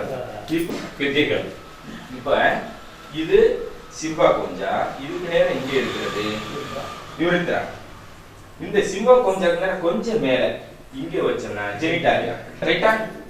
ஓகே, அவ்வளவுதான். ரொம்ப சிம்பிள். இப்ப புரிஞ்சுக்கிட்டா? இது ஜெனிட்டாலியா. எக்ஸ்டர்னல் ஜெனிட்டாலியா என்கின்ற வெளி உறுப்பு புள்ளியில நம்ம நீடல் போதும் என்ன? இன்ஃப்ளமேஷன், வீக்கம். And external victim inflammation of external genitalia. இனவிருத்தி உறுப்பில் இருக்கக்கூடிய வீக்கம், எக்ஸிமா, அங்கே வரக்கூடிய இந்த புண்ணு என்ன புண்ணு? கரப்பான் புண், eczema. Eczema perineum. Eczema perineum. பெரினியம்னா என்ன? விடபம். விடபம்னா என்ன? தமிழுக்கே இன்னொரு அகராதி தேவை. பிறப்புறுப்புக்கும் மலவாய்க்கும் இடையில ஒரு கோடு மாதிரி ஒரு உறுப்பு தச்ச மாதிரி, தையக்கடையில நூல் வச்சு இப்படி தச்ச மாதிரி வர வர வரன்னு ஒரு கோடு மாதிரி இருக்கும். அந்த கோடு போட்ட இடத்துக்கு பேரு விடகம்னு பேரு. நீர்வாய்க்கும் மலவாய்க்கும் இடையில. ஆமா, அப்படியே நம்ம அருணாக்குடி கயிறு கட்டின மாதிரி ஒரு கயிறு மாதிரியான ஒரு தரம் ரெண்டு டூபன் பாரு. அந்த இடம் விடகம்னு பேரு. அந்த இடத்துல புண்ணு வந்துருச்சுன்னா, எக்ஸிமா வந்துருச்சுன்னா, இரவு நேரத்துல அரிப்பு வரும். அப்படியே மாத்தி மாத்தி அரிக்கிறாங்கன்னா அவங்களுக்கு எங்க நீடல் போடணும்? இந்த ஜெனிட்டாலியால இங்க போட்டா அந்த அரிப்பு நின்றுடும். இரவு நேரத்துலதான் அது வரும். பகல்ல பூரா நல்லா இருக்கும். நைட்ல 2 கை பத்தாது. அப்ப நாம இந்த இடத்துல நீடல் போட்டோம்னா சரியா போயிடும். சரிதானுங்களா? Genitalia. So inflammation of external genitalia, eczema of perineum, impotence, மலட்டுத்தன்மை, லிகோரியா, வெள்ளைப்பாடு, pruritus of genitalium, இனவிருத்தி உறுப்பில் வரக்கூடிய அரிப்பு. pruritusனா அரிப்பு. seminal emission, தன்னை அறியாம விந்து வெளிப்பாடு, வெள்ளை வெளிப்பாடு, அரிப்பு. இதெல்லாம் சரி பண்ணக்கூடிய அருமையான புள்ளி. எவ்வளவு அருமையான புள்ளி! மறக்க மாட்டீங்கல்ல? மறக்கவே முடியாது. சோ அது ஒரு நல்ல புள்ளி. அடுத்ததா காம்மென், ஃபெலிக்ஸ் 11 ஏனஸ். அது 11 பைல்ஸ் அப்படின்னு எழுதிக்கங்க. பைல்ஸ் அப்படின்னு எழுதி. இது பைல்ஸ் பிக்மெண்ட்னு பேர். என்னது? Piles pigment. இந்த முக்கோணத்துக்கு மேல இருக்குது என்ன? Piles pigment. Haemorrhoid pigment. ஹெமராய்டுன்னா என்ன? மூலம். இந்த இடத்த அழுத்தணும்னா மூலம் இருக்கிறவங்களுக்கு வலிக்கும். அழுத்தினா என்ன பண்ணும்? மூலம் இருக்கிறவங்களுக்கு வலிக்கும். ஆனா அதே இடத்துல நீடல் போடாம இந்த ஏனஸ் இதுல நீடல் போட்டோம்ல, ரெக்டம் இதுல நீடல் போட்டோம்னா அங்க வலி போயிடும். இங்க ஹெமராய்டு மூலமும் சரியாயிடும். சரியா? சோ நாம மலைக்குடல்ல ஆமா அதாவது இந்த இடம் ஏனஸ், இந்த இடம் ஏனஸ், இந்த இடம் ரெக்டத்துல போடணும். இந்த இடம் மலவாய்க்கு நேரம், இது ரெக்டம். இந்த இடத்துல போட்டோம்னா என்ன ஆகும்? அந்த இடத்துல வலி போயிடும். அப்ப இது ஒரு diagnostic point and alarm point for piles. இப்ப பார்த்தது ஹெலிக்ஸ் 11. ஹெலிக்ஸ் 11 என்னது? Piles. Piles pigment. So haemorrhoid nucleus பேர். அது என்னன்னு சொல்றோம்? மூலம். Haemorrhoid nucleus. Haemorrhoid nucleus. இந்த ஹெமராய்டு நியூக்ளியஸ்ன்ற இடத்துல அழுத்தும் போது வலி இருந்துச்சுன்னா அது ஒரு அலாம் பாயிண்ட், எச்சரிக்கை புள்ளி. இந்த மாதிரியா உங்களுக்கு மூலம் இருக்கு அப்படின்னு அது சொல்லுது. அப்போ இந்த ரெக்டத்துல ஏனஸ்ல இதுல நீடில் போட்டோம்னா, ரெக்டம் ஏனஸ் ரெண்டுல அதான் புள்ளி, அதுல நீடில் போட்டோம்னா இந்த ரத்த மூலம் குறைஞ்சிரும், வீக்கம் குறைஞ்சிரும். அப்ப இந்த இடத்த தொட்டா வலி குறையும். அப்ப இது நல்லாயிட்டு வருது அப்படின்றது இது அடையாளம். இங்க ட்ரீட்மெண்ட் புள்ளி இல்ல, இது அலாம் பாயிண்ட், எச்சரிக்கை புள்ளி. Okay. Haemorrhoid nucleus. Hemorrhoidal nucleus pain under assisted diagnosis for hemorrhoids. Hemorrhoids இருக்குன்றது வந்துருச்சாக்கா? அவ்வளவுதான். இதை நாம என்ஜாய் பண்ணலாமா? வேண்டாம். கம்மி பண்ணிக்கிறீங்களோ? இது இந்த கம்மி பண்ணா பண்ணிக்கிங்க. ஆமா, இன்னைக்கு டோட்டல் ஆஃப். டோட்டல் ஆஃப்லயே நம்ம கிளாஸ் பாடி அக்குச்சு தேவையில்லை சார். ஹெமராய்டு உடனே போதும்ல, பாடி அக்குச்சு தேவையில்லை. மற்ற நாள்லாம் வர மாதிரி வருவேன், இன்னைக்கு வரவே வர. அதுக்காக தான் சொன்னேன், காது அக்கு ஃபங்க்ஷன்ல நம்ம வந்து ஏற்கனவே பாய் தனியன் விதி அதெல்லாம் கிடையாது. எக்ஸசைஸ் எல்லாத்துக்கும் ஒரே புள்ளி போட்டு தெரிய வேண்டியது. ஸோ இது சுஜோக் அக்கு ஃபங்க்ஷன், பாடி அக்கு ஃபங்க்ஷன் கூட ரொம்ப பிரமாதமா வேலை பார்க்கும். இதுக்கு நாடி பார்த்து போட்டுட்டீங்களா சார்? ஏற பிடிச்சிருக்கு. நாடி பார்த்தும் போடலாம், நாடி பார்க்காம போடலாம். நாடி பார்த்து போடும்போது ரொம்ப ஃபாஸ்டான ரிசல்ட். ஸோ இது ஹெமராய்டல் நியூக்ளியஸ் அதை பார்த்தோம். அடுத்தது ஹெலிக்ஸ் 12, இயர் அபெக்ஸ். இது இயர் அபெக்ஸ். இந்த இயர் அபெக்ஸ் மேல குத்துனோம்னா என்ன ஆகும்? Haemorrhoid nucleus, year apex. Style வேண்டாமா? ஸ்டைல். ஸ்டைல் என்ன? கக்கட்டி. கண்ணுல கக்கட்டி வருதுல்ல, கண்ணுல கல் கட்டி வருதுல்ல, கக்கட்டி அப்படின்னு கண் கட்டி, அத ஸ்டை அப்படின்னு சொல்லுவாங்க. கண்ணுல வர வீக்கர் STYE ஸ்டை. ஸ்டைனா கண் கட்டி, கண்ணுல கட்டி கட்டியா வருது.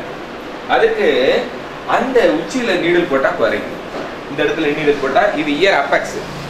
காதை இப்படி ரெண்டா மடிச்சோம்னா இந்த இடத்துல அப்படி டக்குன்னு இப்படி நிக்கும்.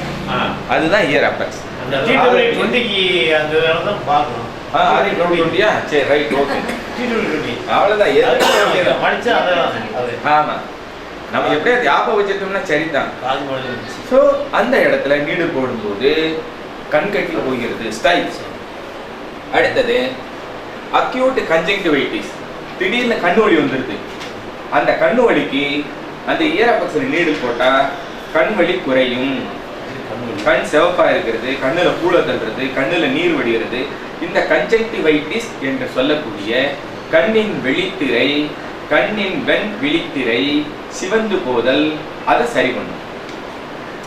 அதுக்கு அடுத்தது மம்ஸ், புண்ணுக்கு வீங்கி, குட்டாலம்மை, வெங்காய மாலை போடுறது, பக்கத்து வீட்டு சங்கிலியை வாங்கி போடுறது, இதெல்லாம் மருந்து அப்படிம்பாங்க. அந்த சங்கிலி வேண்டாம், வெங்காய மாலை போடலாம். இந்த இடத்துல நீடில் போட்டா இந்த குட்டாலமை சரியாகும். குட்டாலம் என்னது? ஒரு வைரல் இன்ஃபெக்ஷன்.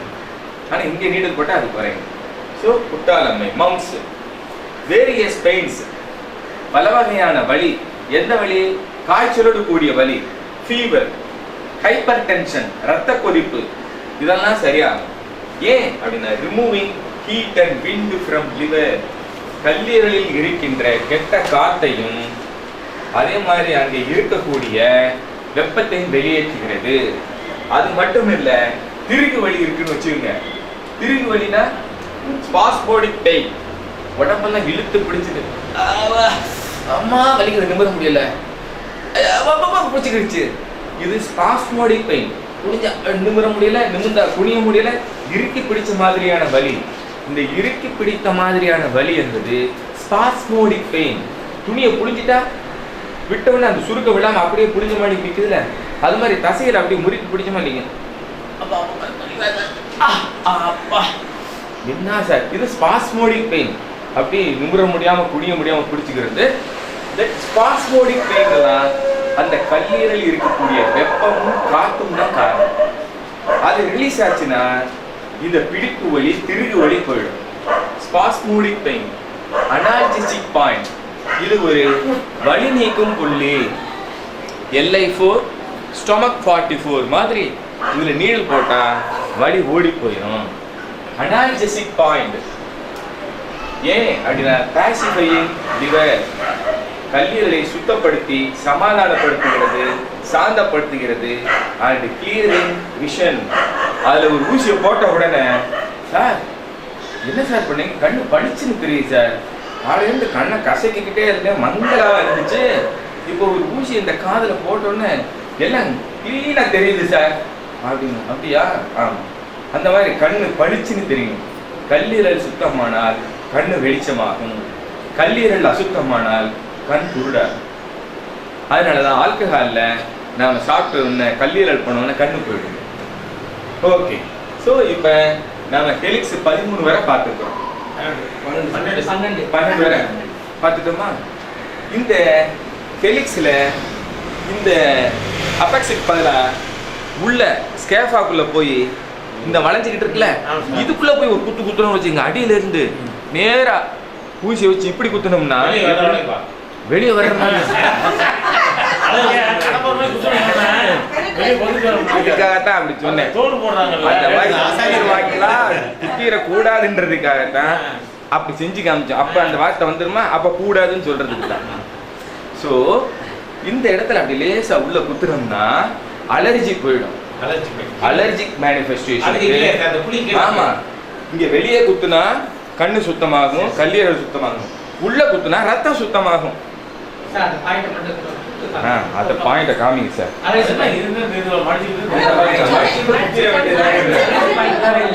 அவரு தெளிவாயிட்டார், ரொம்ப தெளிவாயிட்டார். இந்த பாருங்க,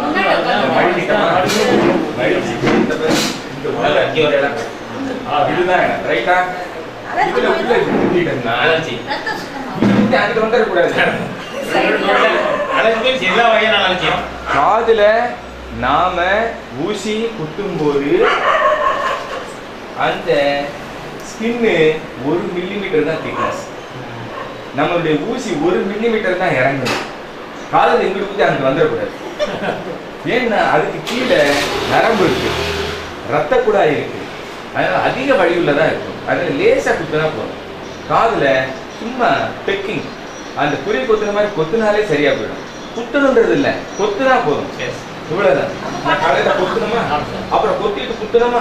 ஆமா, கொத்துதல், குத்துதல், நடவுதல், இப்படி எதாவது பண்ணலாம். ஆனா பேஷண்ட் ஒத்துக்கிடணும். பேஷண்ட்டுக்கு டர்ராகிற மாதிரி பண்ணிடக்கூடாது. டர்ரா இருக்கு சார்ன்ற மாதிரி ஆயிடக்கூடாது. ஸோ அந்த மென்மையா அலர்ஜி பாயிண்ட், அலர்ஜி. அலர்ஜி என்பது ஒவ்வாமை. அலர்ஜியை சரி பண்ணக்கூடிய பாயிண்ட், சரிதானுங்களா? ஒவ்வாமைக்கான சொல்றான், அது போடுங்க. இப்போ இதுல நிறைய புள்ளிகள் இருக்கு. பட் இதுவரை நாம சில புள்ளிகளை பார்த்தோம். இது ஹெலிக்ஸ்ல உள்ள புள்ளிகள். அடுத்து நாம ஸ்கேஃபால உள்ள புள்ளிகளை பார்ப்போம்.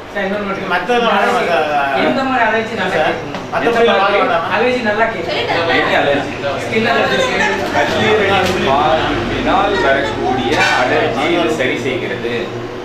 கல்லீரலின் பாதிப்பினால் வரக்கூடிய அலர்ஜியை சரி செய்கிறது. கண்ணுல அலர்ஜி வருது, முட்டுல அலர்ஜி வருது, இதெல்லாம் கல்லீரலின் பாதிப்பால் வரக்கூடிய அலர்ஜி. அது சௌரியம் பண்ணும். இல்ல அது வேற இது வேற, அதனாலதான் கல்லீரல்னு சொன்னேன். SP10ன்றது மண்ணீரல். ஸ்கின் அலர்ஜிக்கு மேட்ச் ஆகும். ஸ்கின் அலர்ஜி லங்ஸுக்கு ஸ்கின் அலர்ஜிக்கும் இது மேட்ச் ஆகும். ஏன்? ஏன்னா நுரையீரலின் தாய் யாரு? நுரையீரலின் தாய் சிறுநீரகம். லங்ஸுடைய தாய் லங்ஸோட தாய் மண்ணீரல் தான். நான் கல்லீரல் சொல்றேன். இந்த டாக்டருக்கு ஆரம்பத்துல குழப்பறது தான் வேலை. ஏன் இப்படி குழப்பறீங்க?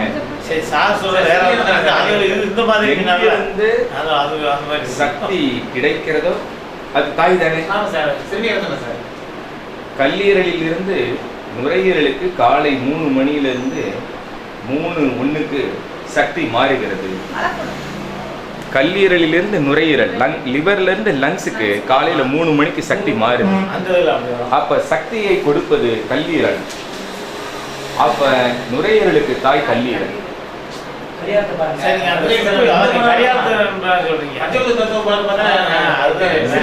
அதுக்காக பஞ்சபூத தத்துவத்திலே நின்னுடாதீங்க. ஆர்கன் கிளாக் என்கின்ற கடிகார சுற்றோட்டம் சொல்லி தரப்படவில்லை. நாம ஆர்கன் கிளாக் தியரிய கையில எடுத்துக்கிறோம், மதர் சன் லாவை கையில எடுத்துக்கிறோம், மிட் நைட் லாவை கையில எடுத்துக்கிறோம். இதே மாதிரி ஒவ்வொன்றையும் கையில் எடுத்துக்கிறோம். தாய் தனியின் விதி பஞ்சபூத தத்துவத்தின் பிரகாரம் மட்டும்தான் அப்ளை பண்ணணும்ன்றது இல்லை. ஆர்கன் கிளாக்கின் படியும் அப்ளை பண்ணலாம். ஆர்கன் கிளாக் படி அப்ளை பண்ணும்போது நுரையீரலின் தாய் கல்லீரல். எப்ப SP5 போடணும், எப்ப liver 4 போடணும். கல்லீரல் தாயாக இருக்கும் பொழுது liver 4, மண்ணீரல் தாயாக இருக்கும்போது spleen 5.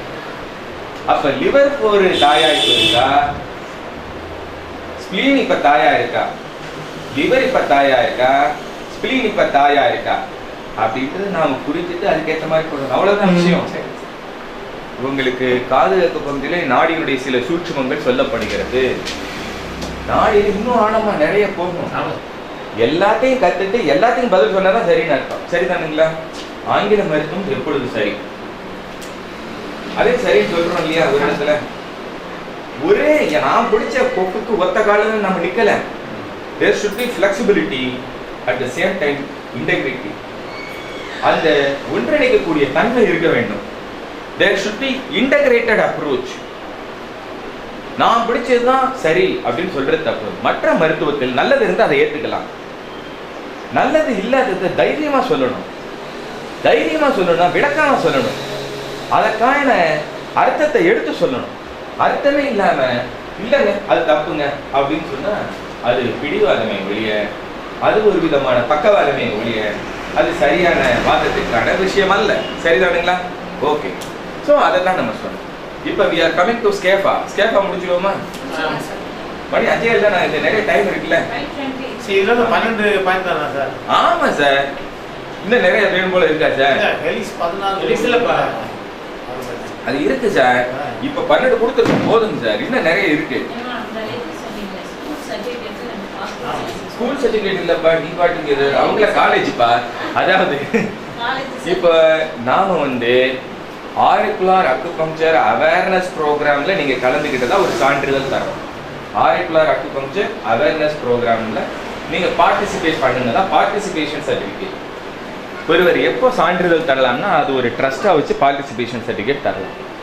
ஆனால் நீங்கள் படித்து பரீட்சை எழுதுனா நான் சர்டிஃபிகேட் தரதுக்கு எனக்கு ரைட்ஸ் கிடையாது. அந்த மாதிரி யாராவது தந்தால் அது தப்பு.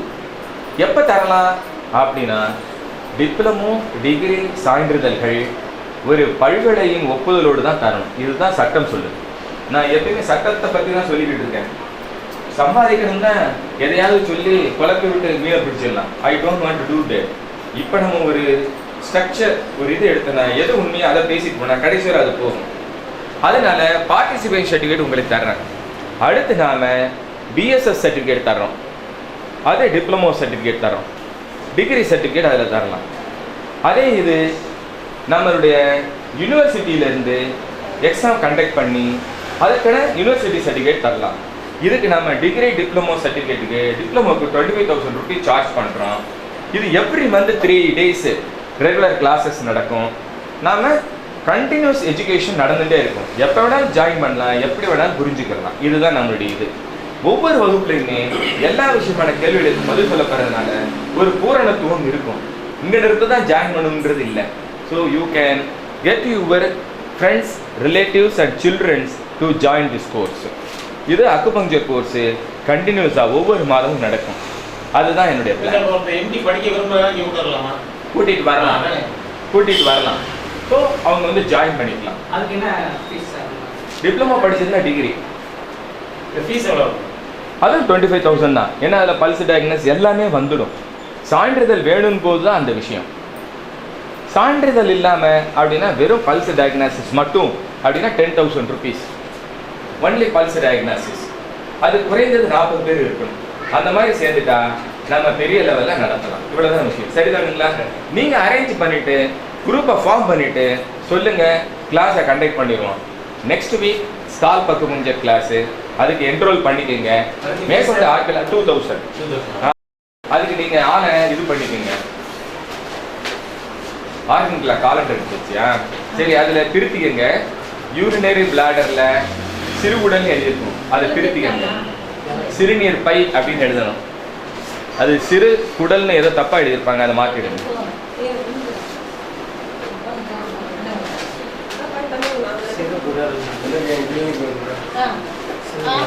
இந்த இருக்குல்ல, இதுல என்ன எழுதிருக்கு? ஸ்மால் இன்டெஸ்டைன் இருக்கு. சிறுநீர் பை ரைட், ஆனா ஸ்மால் இன்டெஸ்டைன் தப்பா எழுதிருக்கு. அது யூரினரி பிளாடர்னு கொண்டு போயிடுறாங்க இல்ல. நம்ம வீட்டுல மாட்ட சும்மா இருக்காதுல்ல, பயப்படி கலட்டிட்டு போயிடுறாங்க இல்ல.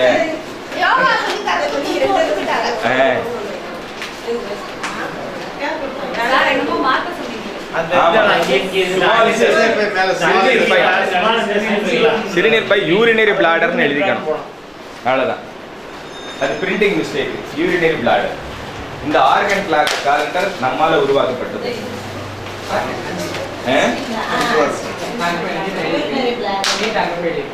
எழுதிக்கணும். சரியா? ஸோ இந்த மாதிரி காலண்டர்லாம் கிடைக்காது. ஆமா, அவ்வளவுதான். இந்த அடிப்படையில தான் நம்ம ட்ரீட்மெண்ட் கொடுக்கிறது. 5 element theory and organ clock theory. இதுதான் பேஸ். அக்குபங்க்சர்ல இது ரெண்டும் தரவா இருந்தா ரொம்ப ஈஸியா நாம புரிஞ்சுக்கணும். ரைட், ஸ்கேஃபா பார்ப்போம்ல.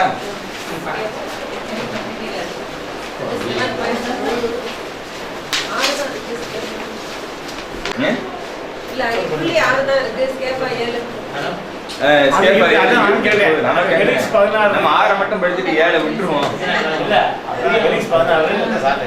16க்கு இவர் 12 தான், 13 தான் சொல்லியிருக்காரு.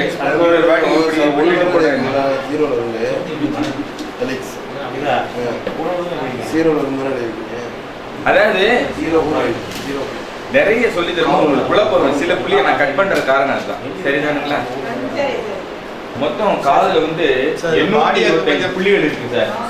825. அதெல்லாம் ஒன்றும் கிடையாது. அப்ப 825 புள்ளிங்க நான் கிளாஸ் எடுத்தேன்னா 1 மாசம் எடுக்கணும். அக்குபங்க்சர் ஆயுர்வேத அக்குபங்க்சர் மட்டும். அவ்வளோ விஷயம் அதுல இருக்கு. ஆனா அவ்வளோ டெப்த்து தேவையில்லை. சிம்பிளா பண்ணும். எப்பயுமே ஒரு பாடத்தின் இனிமை எதுல இருக்குன்னா, முதல்ல சுருக்கமா சொல்லி அது செய்யும் போது இருக்கும். அதுல பலனை பார்க்கணும். அந்த பலனை பார்த்தோம்னா இன்னும் கொஞ்சம் தெரிஞ்சுக்கணும் ஆர்வம் வருதுல, அப்பதான் அந்த எக்ஸ்பான்ஷனுக்கு போகணும். அதனாலதான் நிறைய சொல்லலாம். அந்ததோட முடிச்சுக்கிறேன். இன்னும் கூட நிறைய விஷயங்கள் இருக்கு. ஆனா நிறைய விஷயங்கள் சொல்லியிருக்கீங்க. ஆமா, இதுவே ஒரு பெரிய டெப்த்து.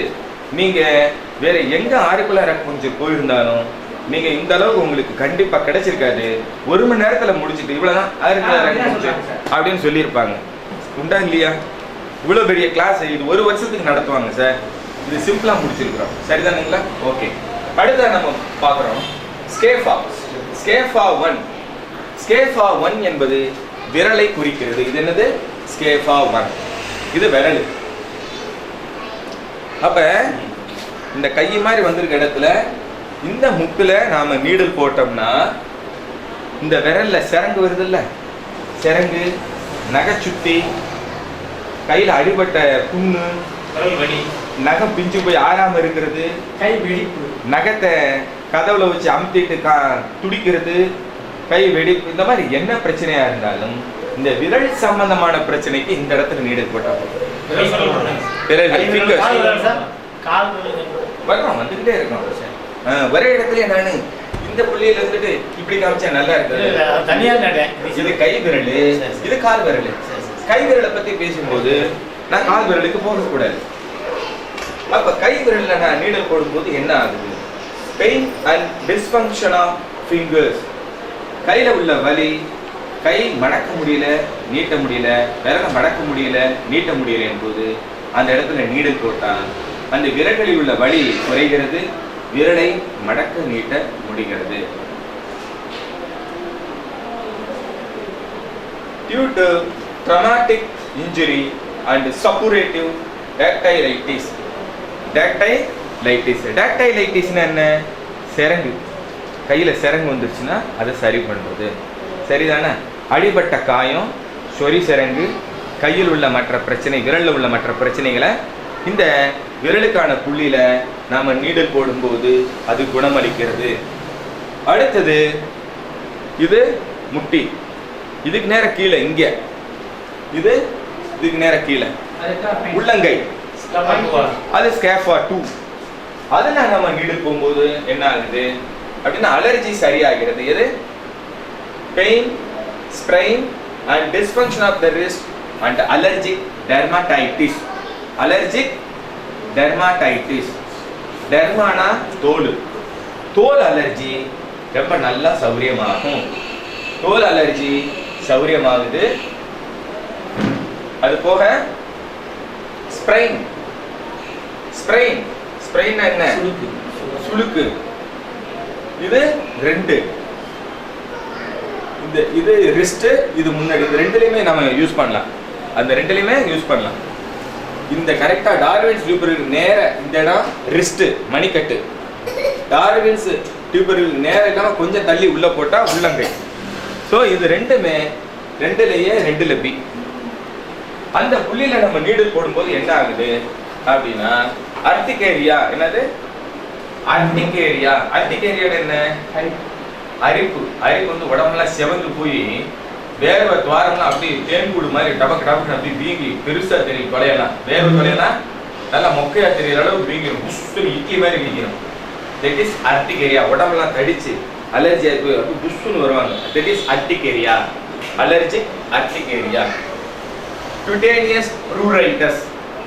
Cutaneous pruritus. சும்மா பேர பத்தில ஒன்றும் பயந்துறாங்க. கியூட்டான்னா தோல், ப்ரூரைட்டஸ் அப்படின்னா அரிப்பு. ஸோ 2 கை 10 மாற்றி மாற்றி சுரியறோம்ல, அது pruritus. Cutaneous pruritus. Allergic rhinitis. Allergic rhinitis.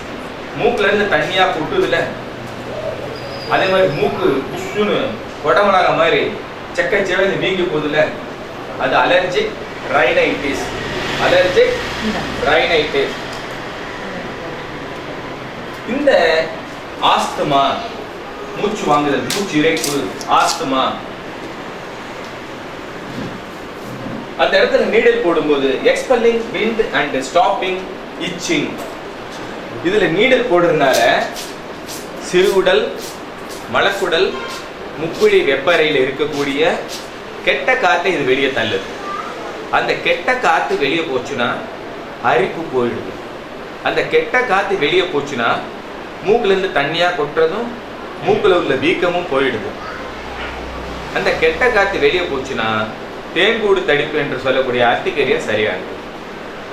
சரிதானுங்களா? So allergic மேனிஃபெஸ்டேஷனுக்கு ரொம்ப அருமையான புள்ளி இந்த உள்ளங்கை புள்ளி. இந்த இடம் அது உள்ளங்கை மாதிரியே இருக்கா? அதாவது டார்வின்ஸ் டியூபர்களுடைய அந்த மூக்குக்கு கொஞ்சம் உள்ள போட்டா அதுதான் அலர்ஜிக் பாயிண்ட். டார்வின்ஸ் டியூபர் நேரம் எங்கே போட்டா அது ரிஸ்ட், மணிக்கட்டு. அந்த மணிக்கட்டுல நீடில் போட்டா என்ன ஆகும்? ரிஸ்ட் பெயின், மணிக்கட்டு வலி சரியாகும். ஸ்ப்ரெயின், சுளுக்கு சரியாகும். டிஸ்ஃபங்க்ஷன் ஆஃப் த ரிஸ்ட், மணிக்கட்டை மடக்க முடியல, நீட்ட முடியல, அப்படி இருக்கு, அது சரியாகும். அண்ட் அலர்ஜிக் டெர்மடைட்டிஸ், ஓவாமையால் வரக்கூடிய தோல் நோய் சௌரியமாகும். அடுத்த நாம பார்க்கக்கூடியது எல்போ பாயிண்ட். கரெக்டா? இந்த டெல்டாய்டு ஃபோர்ஸா, இந்த டெல்டாய்டு ஃபோர்ஸாவுடைய இதை பார்த்தீங்கன்னா இந்த முழங்கை மாதிரி இருக்கு. இதுக்கு நேரா இந்த ஸ்கேஃபாக்குள்ள வந்து இங்கனக்குள்ள ஒரு புள்ளியை வச்சீங்கன்னா அதுதான் எல்போ. இங்க டெல்டாய்டு ஃபோர்ஸா பார்த்தீங்கன்னா இந்த முழங்கை மாதிரியே இருக்கும். இதுக்கு நேர உள்ள இங்க ஒரு நீடலை போட்டீங்கன்னா இந்த பள்ளத்துக்குள்ள அதுதான் எல்போ. ரைட்டா? மறக்காது. சரியா? ஸ்கேப்பா 3 சார். ஸ்கேப்பா சரிதான். இல்ல 3 ஸ்கேப்பா 3. அதுல நீடல் போட்டா என்ன ஆகுது? இன்சோம்னியா, தூக்கமின்மை. ட்ரிபிள் வார்மருடைய எனர்ஜி லாக் ஆயிடுச்சுன்னா தூக்கம் வராது. அந்த முழங்கையில ட்ரிபிள் வார்மருடைய எனர்ஜி ஃப்ளோ ஆகுது. அந்த இடத்துல போட்ட உடனே ஆமா, அந்த எனர்ஜி லாக் ரிலீஸ் ஆன உடனே தூக்கம் வரும். அதனால இன்சோம்னியா, தூக்கமின்மை. டென்னிஸ் எல்போ, முழங்கை நீட்ட முடியல, நீட்ட கையை மடக்க முடியல, மடக்க இங்க வலிக்குது, டென்னிஸ் எல்போ. அக்யூட் அப்பெண்டிசைட்டிஸ், திடீரென்று வரக்கூடிய உடல்வால் வீக்கம். அக்யூட் அப்பெண்டிசைட்டிஸ், திடீரென்று வரக்கூடிய குடல்வால் வீக்கம். எப்படி குடல்வால் வீங்கும்? அது எப்படி இங்க சௌரியமாகும்? அதே முழங்கையில கொஞ்சம் கீழே எஸ்ஐயுடைய 8வது புள்ளி இருக்கு. அது சிறுவிடலுக்கு சக்தி இருக்கிற மிச்சமா இருக்கிற சக்தியை மண்ணீரலுக்கு பாஸ் பண்ணணும். அப்ப அப்பெண்டிசைட்டிஸ் சௌரியமாகும். முழங்கையில இவ்வளவு விஷயம் இருக்கு. ஒரே புள்ளி 3 சக்தி நாளங்களை இணைக்கிறது. அதனாலதான் இவ்வளவு விஷயம். ஸோ அங்க போடும்போது என்ன ஆகுது? Acute appendicitis. அப்பெண்டிசைட்டிஸ்க்கு அங்க புள்ளி இருக்குது. Acute appendicitis. அப்பெண்டிசைட்டிஸ்க்கு உடனடியாக போய் ஆப்ரேஷன் பண்ணி இருக்க தேவையில்லை அப்படின்னு உங்களுக்கு தோணும். அது உண்மையா அப்படின்னா உண்மை.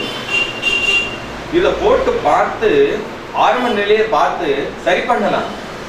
துள்ள துளிக்கு ஆஸ்பத்திரிக்கு கொண்டு போன முன்னாடி போடுறது இல்லை, முதல் நாளே வலிக்க ஆரம்பிக்கும். ரைட் இலியம் ஃபோர்ஸா, இலியம் என்பது இந்த முகட்டெலும்பு. இப்படின்னா எங்களுக்குள்ள பானையை தூக்கி வைக்கும்போது எங்களுக்குள்ள ஒரு இடுப்பு ஸ்டாண்டு மாதிரி வந்து நிற்கும். அந்த எலும்புக்கு பேர் இலியம்னு பேரு. இடுப்பெலும்புல அந்த இடத்துக்கு பேரு இலியம்னு பேரு.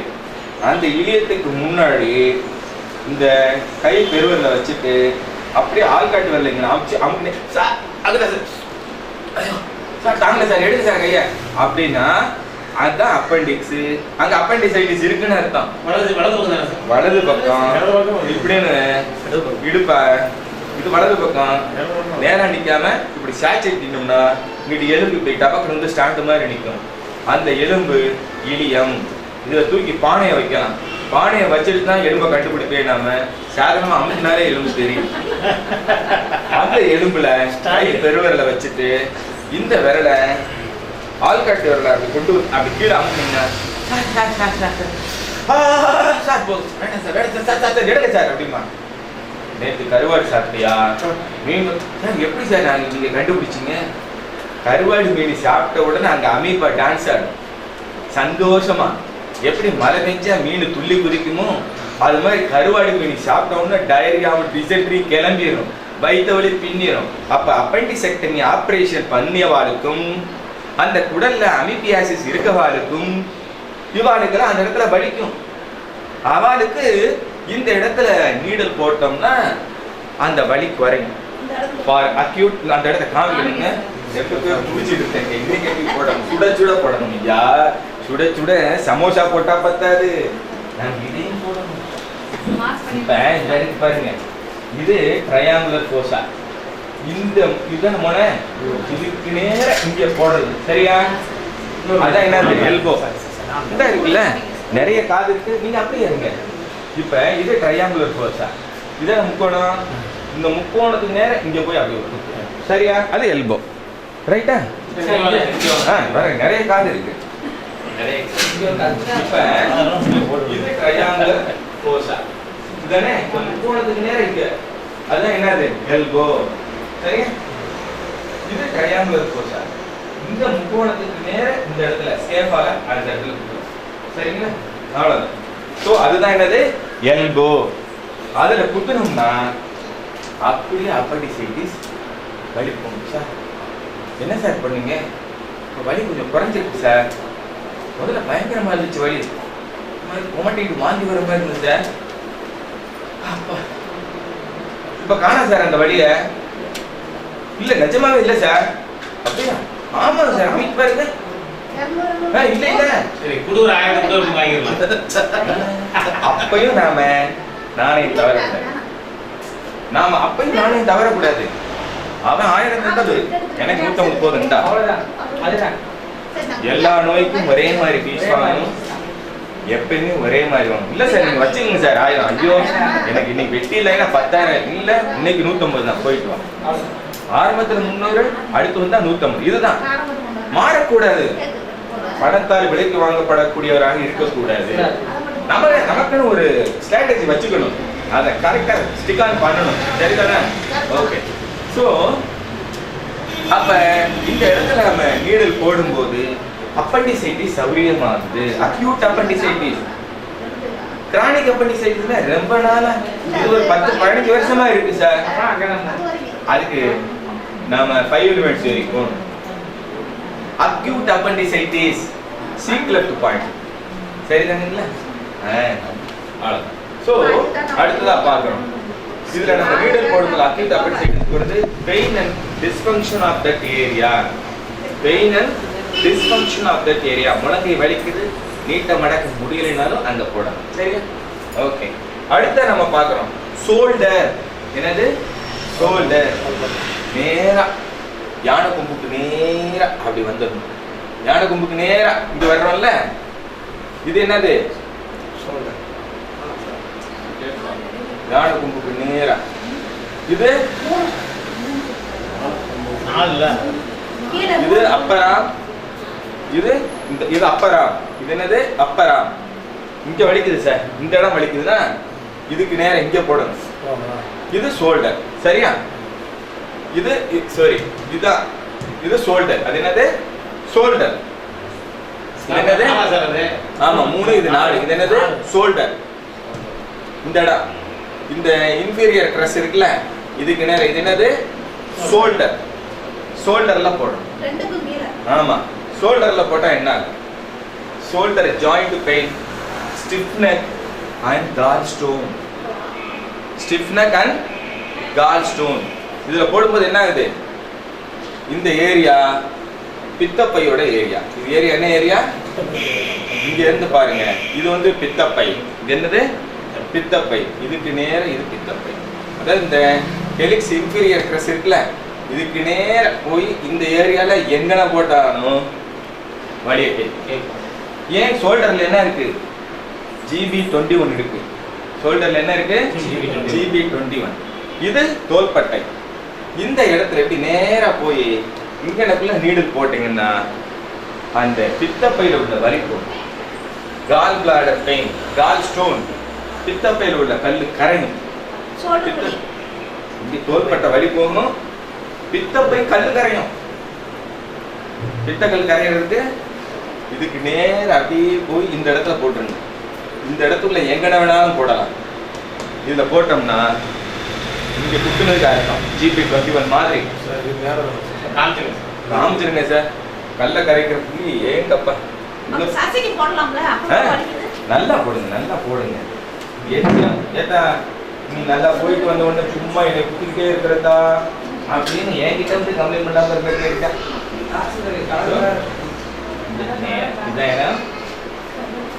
அதுதான் என்னது? ஷோல்டர். இப்போ இந்த இருக்குல்ல, அதான் என்னது? தோள்பட்டை. இந்த ஏரியா தோள்பட்டை. மலை ஆமா அவ்வளவு. சோ அதுல போட்ட உடனே இந்த கல்லே கரையும். இப்படி என்ன புள்ளி இவ்வளவு தெளிவா இருக்கும் போது எதையோ படிச்சு ரொம்ப கஷ்டப்பட்டு இருக்கேன் இவ்வளவு சிம்பிளா அப்படின்னு தோணும். ஆரிக்குள்ள அக்குபஞ்சர் படிக்கும்போது இவ்வளவு சிம்பிளான்னு தோணும். ஆனா காதுல கொஞ்சம் ஆழமா குத்திட்டா ரத்தம் கொட்டோன்னு கொட்டிடும். 1 மில்லிமீட்டர் தான் இருக்கும். ஆமா குத்தணும். எடுக்கும்போது சும்மா ஆட்டிலாம் எடுத்தோம்னா அது மட்டும் கொப்பிடிச்சிடும். மேக்னெட் வைக்கலாம். அப்படி மெதுவா பூ போல எடுத்துட்டு அந்த இடத்துல அப்படி வச்சு பஞ்சு வச்சு 1 நிமிஷம் அமுக்கிட்டு எடுத்துனா பிரச்சனை இல்லை. இல்லைன்னா காதுல சில இடங்கள்ல ரத்த குழாயி பட்ட உடனே அப்படி குப்புன்னு ரத்தம் கொட்டும். ஆறுக்குள்ள ரத்தம் பண்ணி பார்க்கும்போது அப்படி அப்பா ரத்த புலி ஆகிட்டாங்க. அந்த டாக்டர்கிட்ட போய் பாதி பரப்பா என் பெத்த பிள்ளைய இப்படி மண்டையை உடச்சு விட்டாங்களா, மாவளுக்கு வச்சு விட்டாங்களா, யாத்தி நான் என்ன பண்ணுவேன்? எப்பை ஏ விரும்பாண்டி இங்க வாடா விரும்பா யாத்தி ஏண்டி செம்பாயி இங்க வாடி என்ன பண்ணி வச்சிருக்காங்கன்னு பாரு. ரத்தம் நிக்காது. ரத்தம் நிக்காது. நின்றும். எதுக்கு சொல்லுன்னா புரிஞ்சு இந்த டாக்டருக்கு இதே வேலை சொல்லியும் கொடுத்துட்டு பயத்தை உருவாக்கி பயத்தை கலக்கிறார் ரெண்டையும் சொல்லணும். அப்ப என்ன பண்ணிக்கணும், காலந்துலா டஸ்டிங் பவுடர்னு இருக்குது. என்னது காலந்துலா டஸ்டிங் பவுடர் இருக்குது. இது காலந்துலா டஸ்டிங் பவுடர். எங்கன காயம்னாலும் பஞ்சில் இப்படி தொட்டு இப்படி பார்த்து அந்த ரத்தத்தை காமிச்சு சார் எனக்கு கிருக்கிரு வருது மயக்கி கொடுத்து அப்புறம் அதுக்கு K1 போடுறேன். அந்த வேலையெல்லாம் வேண்டாம். ரத்தத்தை பார்த்துட்டீங்கன்னா 1 நிமிஷம் பஞ்சு வச்சு அப்படி அமைக்கி பிடிச்சிக்கணும். அவங்க கண்ணில் காட்டாம டக்குன்னு டஸ்ட்பின்ல போட்டுடணும். இப்படித்தான் வச்சிருக்கேன் பாரு அப்படின்னு ரத்தத்துக்கு அந்த மயங்க. அதுக்கப்புறம் இந்த டஸ்டிங் பவுடர் இருக்குல்ல காதுல போடணும், கையில போட்டுருக்கணும், சும்மா போட்டுருக்கணும். சரியா? நம்ம பாட்டுக்கு டாக்டர் நீங்க போட சொல்லுங்க நான் இங்க போட்டுட்டேன் டாக்டர், ஆனா அங்க நிக்கிற டாக்டர் இங்க போட்டா எப்படி டாக்டர் அங்க நிக்கும் அப்படின்னு அடுத்த கேள்வி என்கிட்ட கேட்டப்படாது. ஒரு இதுக்காக சரியா? சோ இவ்வளவுதான். இந்த பவுடர் உடனடியாக அரெஸ்ட் பண்ணு, காலண்டுலா பவுடர். சோ இப்போ நாம இந்த விஷயத்தை நல்லா புரிஞ்சுக்கிட்டோம். காலண்டுலா கையில இருந்தா காயம் படுத்த டக்குன்னு சரி பண்ணிடலாம். அதுக்காக ஒவ்வொரு தடையும் ரத்தம் வர வச்சு இதை போடக்கூடாது. இந்த காலண்டுலா டஸ்டிங் பவுடரை ஒரு 20 பேஷண்ட் பார்த்தோம்னா ஒரு பேஷண்ட்டுக்கு நீங்க போட்டிருக்கலாம் ஒரே ஒரு இடத்துல. ஒரு நல்ல கை தேர்ந்த மருத்துவர் ஆயிட்டீங்கன்னா ஒரு நாளைக்கு 100 பேஷண்ட் பார்த்தாலும் ஒருத்தர் கூட போடாம வாரத்துக்கு ஒரு ஆளுக்கு போட்டீங்கன்னா நீங்க நல்லா டெவலப் ஆயிப்பீங்கன்னு அர்த்தம். சரிதானே? காலண்டுலா நல்ல மருந்து. அதுக்காக டாக்டர் இந்த வாரம் இந்த காலண்டுலா டப்பா காலி, அடுத்த வாரம் ஒரு 5 டப்பா வேணும் அப்படின்னு சொல்லக்கூடாது. சரிதானா? ஓகே. இப்ப அடுத்து பார்ப்போம். ஸ்கேஃபா 6 கிளாவிக்கிள் 5 விட்டுட்டோமா? 4 and 5 இதுதான். அதாவது 4 5 இது ரெண்டு இந்த ஏரியாக்குள்ள எங்கட வேணாலும் போடலாம். போட்டா அந்த ஷோல்டர் பெயின் கேட்கும், தோள்பட்டை வலி கேட்கும். அடுத்து இது 6 கிளாவிக்கிள். கிளாவிக்கிள் இது 6 ஸ்கேஃபா 6. இந்த கொம்பு இருக்குல்ல, இந்த கொம்புக்கு நேர அப்படி கீழே இங்க வந்துருக்கும். இந்த இன்டர்ட்ராஜிக் நாச்சுக்கு நேர அப்படி வந்துடணும். இந்த காடாக்க கொஞ்சம் முன்னாடி, ஹெலிக்ஸ் காடாக்க கொஞ்சம் மேல. அதுதான் என்னது கிளாவிக்கிள். கிளாவிக்கிள்னா என்ன? காரை எலும்பு. இந்த காரை எலும்பு எதை சேர்ந்தது? காரை எலும்பு. இந்த காரை எலும்பு, காரை எலும்பு எதை சேர்ந்தது? காரை எலும்பு எதை சேர்ந்தது? காரை எலும்பு எலும்புதான் சேர்ந்தது. காரை எலும்பு எதை சேர்ந்தது?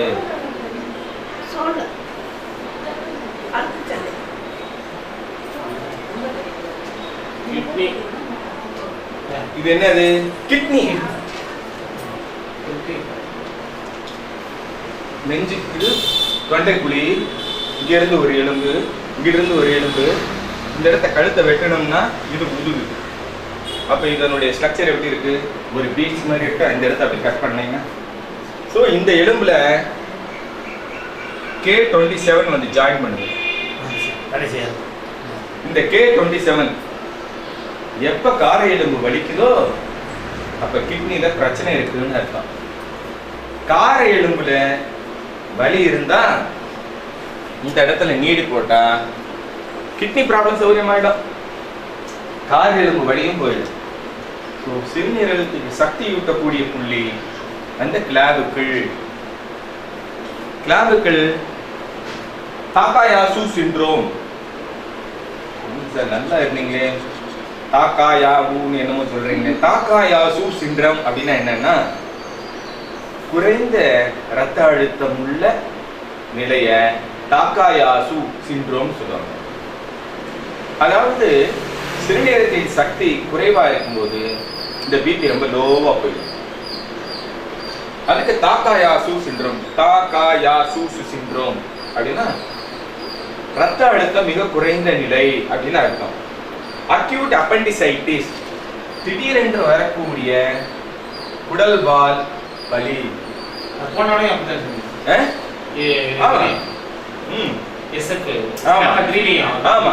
குடல்வால் வலி கேட்கும். அடுத்து ஏன்னா இங்கெல்லாம் எஸ்ஐ வருது இல்ல, இந்த ஏரியால என்ன வருது, எஸ்ஐ வருது. அதனாலதான் acute appendicitis. Peripheral arthritis. Peripheral arthritis என்ன? Frozen shoulder. கையை தூக்கு சார். முடியல சார். பின்னாடி கொண்டுப்பா. பின்னாடி கையை கொண்டு போயா. யோ கையை கொண்டு. அதுதான் வரலைன்னு தானே சார் உங்ககிட்ட வந்திருக்கோம். சும்மா கையை முடியல சார் அப்படின்னு. அப்புறம் தான் இங்கே ஒரு ஊசி, இங்கே ஒரு ஊசி, இங்கிட்ட ஒரு ஊசி. இப்பயும் வரல சார். அப்படியா? இங்கே ஒரு நீடல், இங்கே ஒரு நீடல், 2 நீடல் அந்த ஏரியாவில் கொடுத்துட்டு இப்ப சார் கொஞ்சம் வர்ற மாதிரி இருக்கு சார். வந்துருச்சு சார். வந்துருச்சு சார்.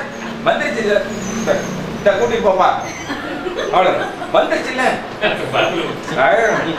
வந்துட்டா கூட்டிட்டு போய் மலச்சிக்கலை சரியாகும், சிறுநீரக பிரச்சனை சரி பண்ணும், கை வராது வரும்.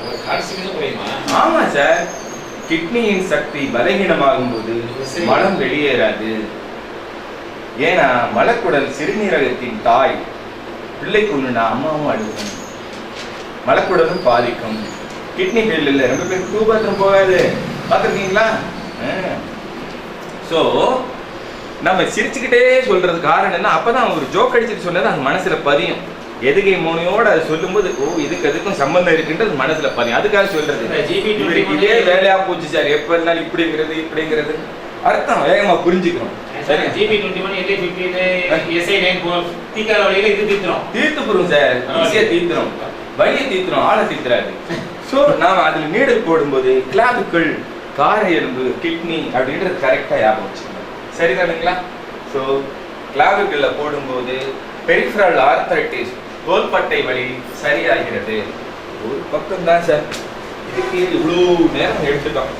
அடுத்தது ஆன்டிஹெலிக்ஸ். இந்த ஒய் பார்த்துருவோமா? நாளைக்கு பார்த்துருவோம். அப்படி கிடையாது. நாளைக்கு எத்தனை மணிக்கு ஆரம்பிக்கலாம்? 9 o'clock. Very good.